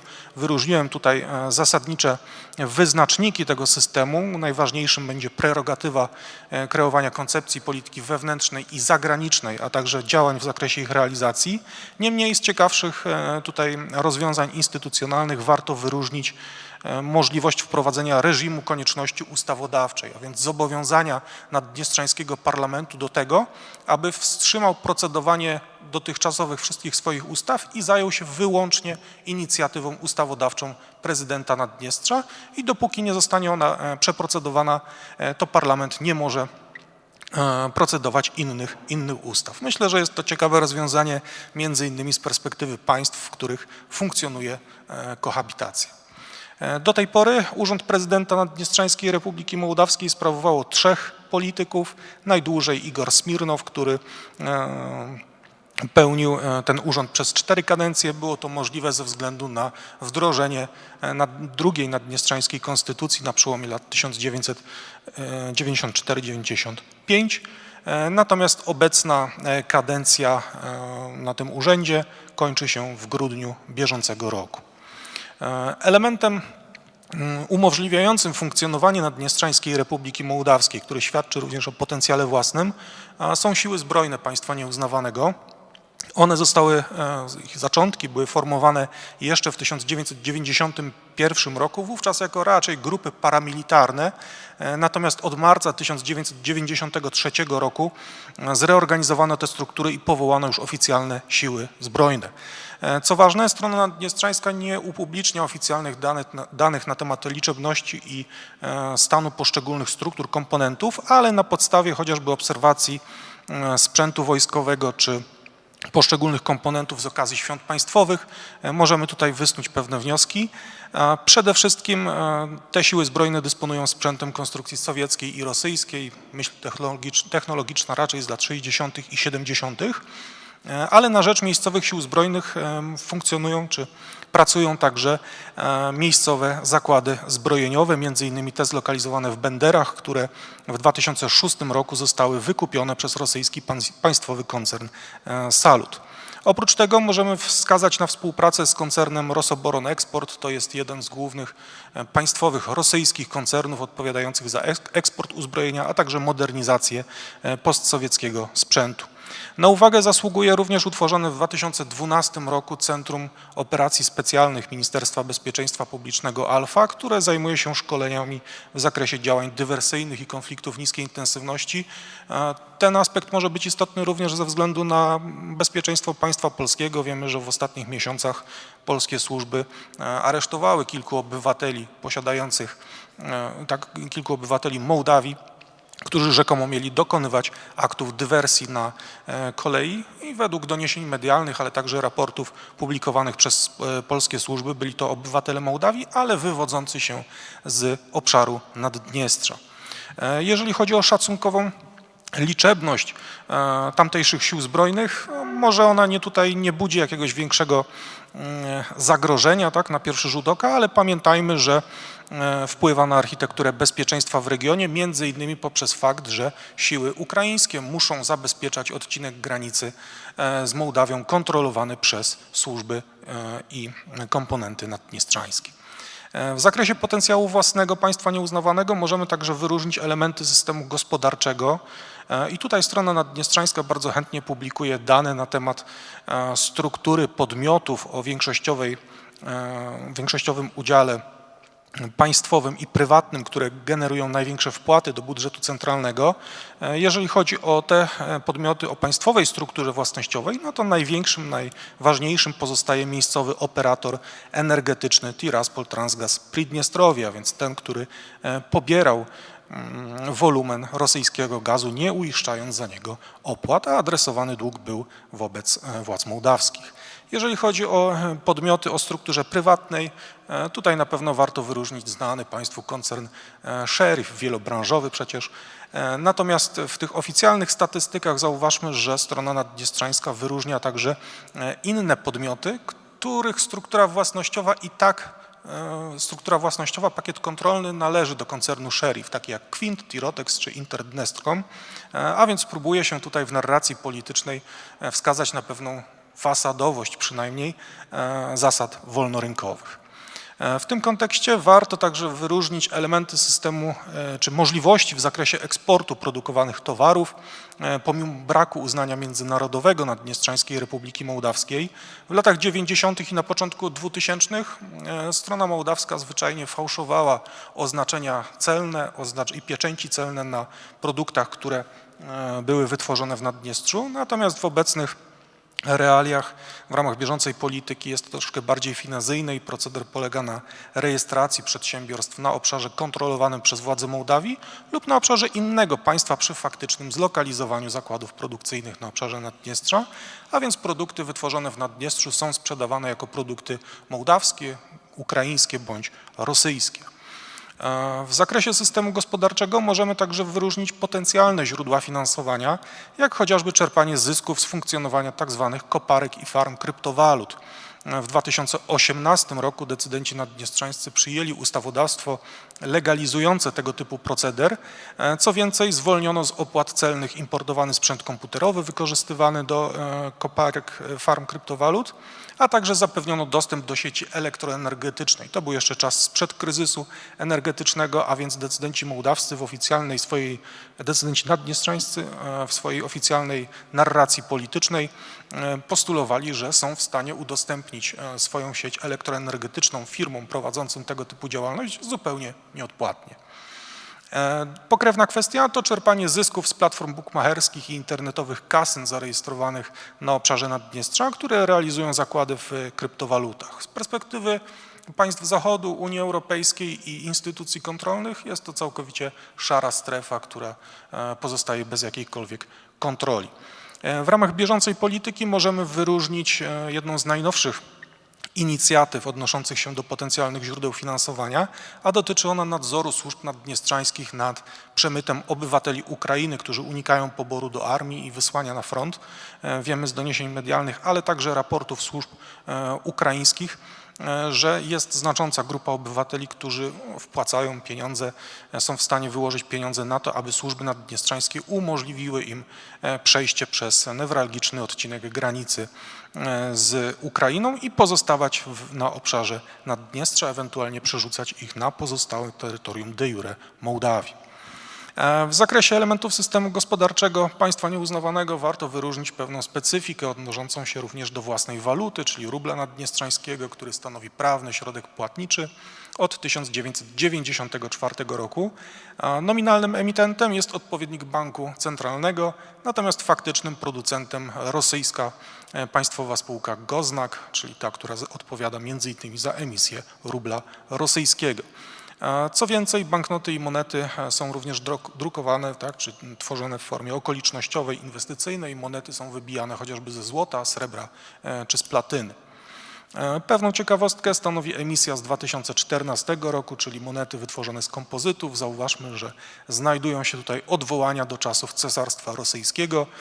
Mamy tutaj przykład carycy Katarzyny II, Michaiła Kutuzowa czy Aleksandra Suworowa, a więc tych dowódców wojskowych, rosyjskich, którzy prowadzili swoje wojska w ekspansji terytorialnej na przełomie XVIII i XIX wieku wzdłuż północnych wybrzeży Morza Czarnego, między innymi kosztem I Rzeczpospolitej czy Imperium Osmańskiego, a więc ten resentyment rosyjski na obszarze Naddniestrza nie sięga tylko czasów sowieckich, ale również Cesarstwa Rosyjskiego.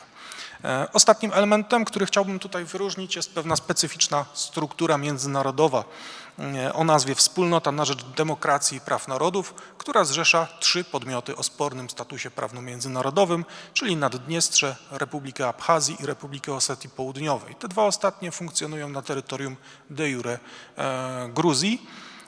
Można zadać pytanie, dlaczego w ogóle powoływać tego typu strukturę złożoną z państw nieposiadających powszechnego uznania międzynarodowego. Otóż na potrzeby narracji politycznej chodzi tutaj o eksponowanie funkcji zewnętrznej państwa, która jest przynależna państwom posiadającym powszechne uznanie międzynarodowe, a w ostatnich latach wytworzyła się również ciekawa praktyka prezentacji stanowisk tych podmiotów podczas posiedzeń Zgromadzenia Ogólnego Organizacji Narodów Zjednoczonych przez państwa posiadające powszechne uznanie międzynarodowe, które uznają niepodległość Republiki Abchazji. To m.in. Nikaragua i Wenezuela, a więc mamy do czynienia z sytuacją, w której dyplomaci wenezuelscy, nikaraguańscy w czasie przeznaczonym na swoje wystąpienie podczas sesji Zgromadzenia Ogólnego ONZ przedstawiają stanowiska przesyłane im przez decydentów abchaskich, południowo-osetyjskich, naddniestrzańskich. Podsumowując, jeżeli chodzi o główne czynniki umożliwiające funkcjonowanie Naddniestrzańskiej Republiki Mołdawskiej, to na pewno warto tutaj wyróżnić wsparcie polityczne, materialne, finansowe udzielane przez Federację Rosyjską, ale to także elementy, które świadczą o pewnym potencjale własnym tego podmiotu, czyli chociażby funkcjonowanie systemu gospodarczego opartego o państwową i prywatną strukturę własności z walutą będącą prawnym środkiem płatniczym. Przypomnę, że Naddniestrze w Europie Wschodniej jest w zasadzie jedynym tego typu podmiotem, któremu udało się wyemitować własną walutę i wprowadzić ją do obiegu. Takie próby były podejmowane również przez decydentów abchaskich, a także decydentów tzw. Ługańskiej Republiki Ludowej i Donieckiej Republiki Ludowej, czyli tych podmiotów, które funkcjonowały na obszarze de jure Ukrainy, ale ostatecznie to się nie powiodło. I jeden z głównych tutaj jeszcze aspektów to dysfunkcyjność państwa mołdawskiego w postaci braku zdolności wypełnienia funkcji wewnętrznej na całym deklarowanym obszarze de jure poprzez wzgląd na przebieg konfliktu z lat 1990-1992. Serdecznie Państwu dziękuję za uwagę i oczywiście zapraszam do dyskusji. Zapraszam przy okazji też pozostałych prelegentów tutaj do prezydium. Dziękuję bardzo.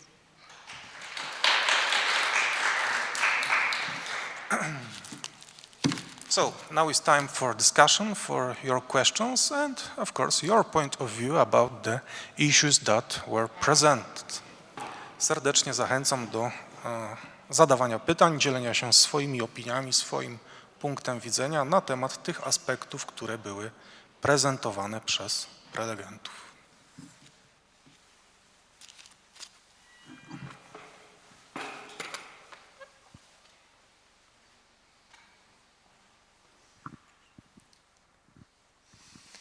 I have a question related to, in some way, to all of the lectures in this part of the conference, but especially related to the new geopolitical context of the Transnistria region, because the current economic collapse that causes frequent blackouts, if we assume that it will only worsen from now on because of the situation.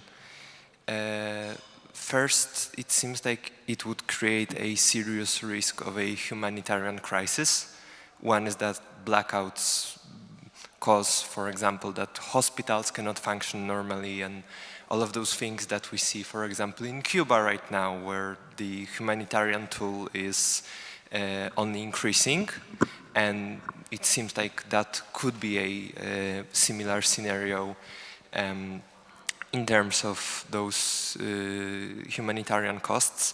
But the other thing is with Russia stalling in its war in Ukraine, there is a lot of talk recently of the increasing censorship in the Russian internet. Some people think that it might be because a mobilization is being prepared. Like, there are a lot of speculations, but that plus the potential humanitarian crisis, plus the positions of Ukraine, which is pushing towards settling the issue of Transnistria, seems like it could cause a lot of panic, both inside the separatist government and potentially in Moscow.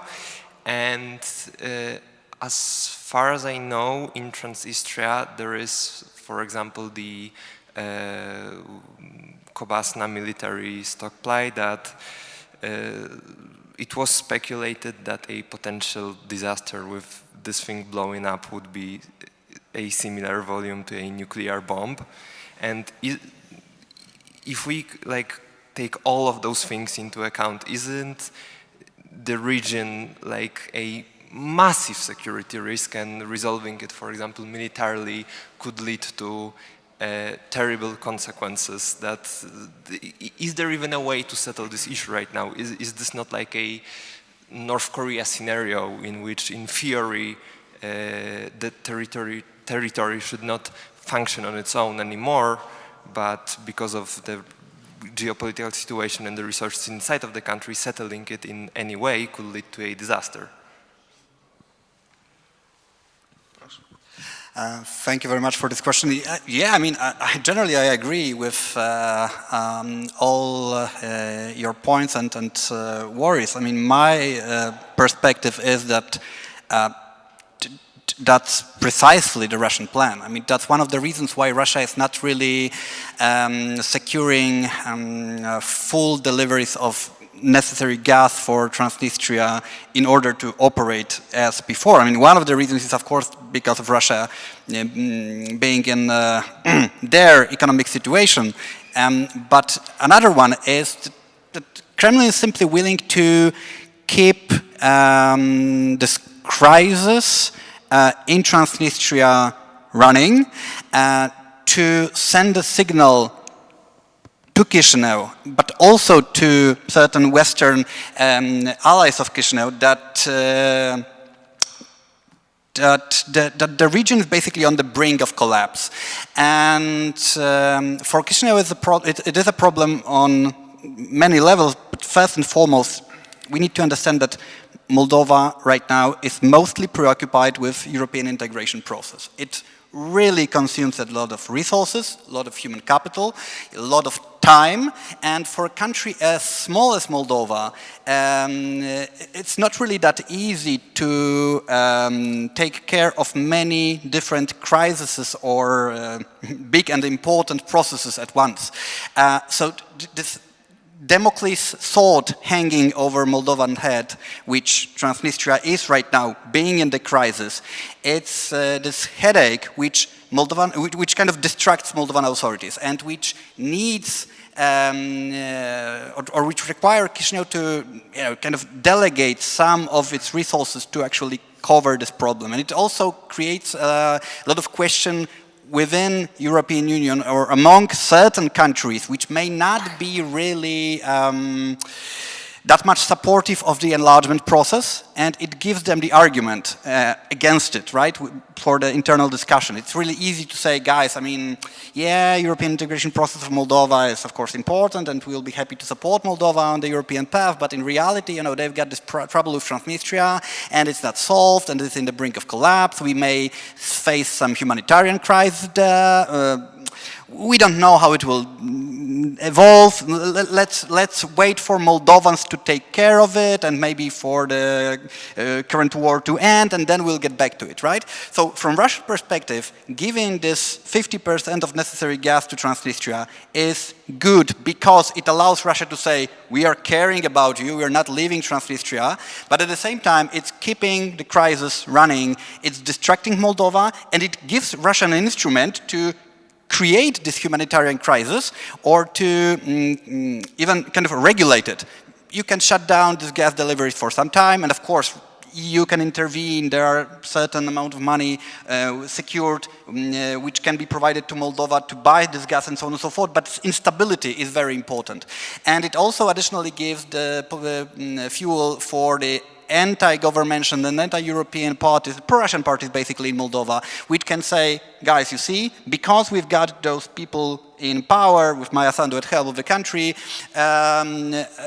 we're in this instability. We don't know what will happen. Maybe there will be economic crisis in Transnistria. We will have war like in 1992. Who knows, right? And of course there's Kolbasna, which with a problem, but I would say it's demonized. I mean, yes, of course, those are large stockpiles of ammunition, and you can easily find, particularly in the popular sector of the internet, those comparisons to nuclear explosion, which will happen if they will. I mean, no, it's not a nuclear device. It's a large number of different shells, most of them outdated. If something happens to them, if they will be even fired upon, it will not blow up like a nuclear bomb. Yeah, some part will blow up. Yeah, of course, it will be a problem from ecological perspective, from security perspective. Of course, some people, particularly those who are providing security for this stockpile, may even die or get injured. But you know, it will not be Hiroshima. It's not something like that. So. Yeah, I mean, in general, I would say that this is precisely the plan of Russia, to create this perceived instability and distract Moldova from the European integration process. At the same time, EU, and for good reasons, is kind of doing similar things because EU is expecting Moldova to take the agency, to start using the opportunity which appeared and which I've kind of described during my presentation, and to come up with some plan to show what's the idea of Chisinau when it comes to solution of Transnistrian problem, given the fact that Chisinau never was in such good position to actually exert pressure on Tiraspol. So yeah, it's complicated, but from Russian perspective, definitely it's a plan, and we need to be aware of that. Jeśli pan przewodniczący pozwoli, chciałem złamać reguły gry i zamiast czekać na pytanie, chciałbym sam zadać pytanie, powtarzając moje pytanie z prezentacji. Jak państwu historykom współpracuje się z Polski i z Mołdawii? Na pewno ta konferencja jest świetnym przykładem, że dobrze bardzo wam się współpracuje, ale może jakieś szczegóły. Panie profesorze, do pana profesora Konstantinowa. Spróbuje pan? Czy ja mogę dodać do tego pytania, bo to jest, to ja chciałem tylko dodać do tego pytania dodatkowe pytanie, w sensie dodatkowe, rozwinąć. Podczas ostatniej wizyty pani prezydent Sandu w Polsce doszło do porozumienia w sprawie polskiego wsparcia dla powołania mołdawskiego odpowiednika IPN-u i wiem skądinąd, że w Kiszyniowie jakiś czas temu pojawiła się już misja polskich historyków właśnie z tej instytucji. Jestem ciekaw, czy też w jakiś sposób państwo jesteście w to wprzęgnięci, co państwo o tym myślicie. Bardzo chętnie bym usłyszał takie opinie. To dobra strategia, żebym nie zadawał ja pytania, żeby zadać mnie pytania. No dobrze, ja dam taką odpowiedź. Tu są obecnie nie wszyscy historycy z Polski i z Mołdawii, którzy zajmują się historią Polski z Mołdawii i historią Mołdawii z Polski. Oczywiście zawsze jest miejsce dla lepszej sytuacji, ale jestem zadowolony. Niedawno byłem recenzentem pracy habilitacyjnej w Katowicach, gdzie studentka pani Ciamańskiej, Katarzyna Niemczyk, obroniła świetną pracę habilitacyjną. W krótkim czasie będę na UKSW w kolejnej komisji doktorskiej, gdzie będzie omawiana ponownie tematyka stosunków polsko-mołdawskich z punktu widzenia historycznego. Jestem zadowolony, czyli jeżeli chcemy współpracować, to będziemy współpracować. Jeżeli nie, to nie. To sprawa jasna. Ja powtórzę mój punkt widzenia, którego wymyśliłem niedawno. Ja zajmuję się propagandą Polski w Mołdawii bardzo dużo. Mówię wszystkim, że warto uczyć języka polskiego. No niestety coś tam się dzieje i w Mołdawii trudno uczyć języka polskiego i ktoś powiedzie, że język polski nie jest tak łatwy. Ja nie jestem tego zdania i myślę, że jeżeli chcemy nauczyć języka polskiego, to potrafimy to zrobić. Musimy mieć tylko chęć. Ale może być z tego punktu widzenia mamy coś jeszcze do pracowania. Ale pośrednictwem rosyjskiego, angielskiego, polskiego, rumuńskiego, to potrafimy się rozumieć jedni innych. Ja jestem jednak zadowolony z tym interesem, który jest historia Mołdawii, historia Republiki Mołdawii, ta najnowsza w Polsce. Widzę tu już pojawiają się nowe kadry, które uczą języka rumuńskiego dla zajmowania się historią Mołdawii. No i cieszę się z tego, bo ten mój pomysł, ten mój punkt widzenia, że Polska ponownie stanie mocarstwem, kiedy będzie interesować się nie Włochami, Portugalią, Hiszpanią, a Mołdawią. Bo tu łączy nas, tu jest interes strategiczny i tu możemy rozwijać historyczne stosunki polsko-mołdawskie na tym nowym poziomie, na tym nowym interesie. I patrząc tu, pan Kosienkowski jest z Lublina, pan Całus jest z Warszawy. Z Warszawy. Mamy w Poznaniu, oprócz pani Ciamańskiej, naszego dobrego przyjaciela Oleksy, tak? I no, są wybitniejszym. I ja jestem bardzo zaciekawiony tym poziomem analizy. Czasami mówiłem wczoraj panu Zdaniuku, że ta interpretacja i ta analiza, no nasi politolodzy muszą nauczyć się u państwa i to nie komplement, to nie zazdrość, to jest taka rzeczywistość, że macie dobrą analizę. Może być czasami z naszego punktu widzenia, prawda? No, pan Kosienkowski zadał mnie pytanie, no ja też chciałbym zadać pytanie, co robić z naszymi gagauzami, które głosują na 97% przeciwko, po tym jak 10 lat otrzymali tyle pieniędzy, które Rosja nigdy nie inwestowała w Gagauzi. Albo na przykład ci sami Gagauzi w czasach międzywojennych byli rumuńskimi nacjonalistami. Co się z nimi stało? No, pytanie retoryczne, oczywiście. Nie możemy ich wysłać do Polski albo do Rosji, albo do Ukrainy. Są granice uznane.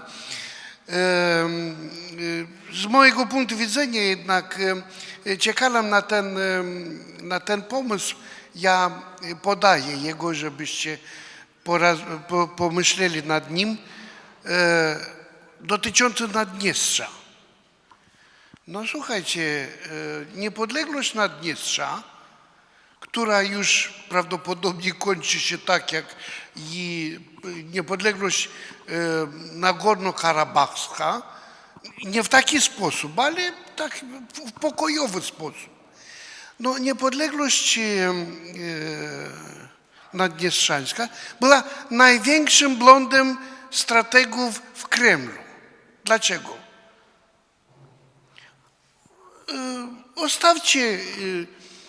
Zostawcie tych 400 000 wyborców prorosyjskich w granicach Republiki Mołdawii.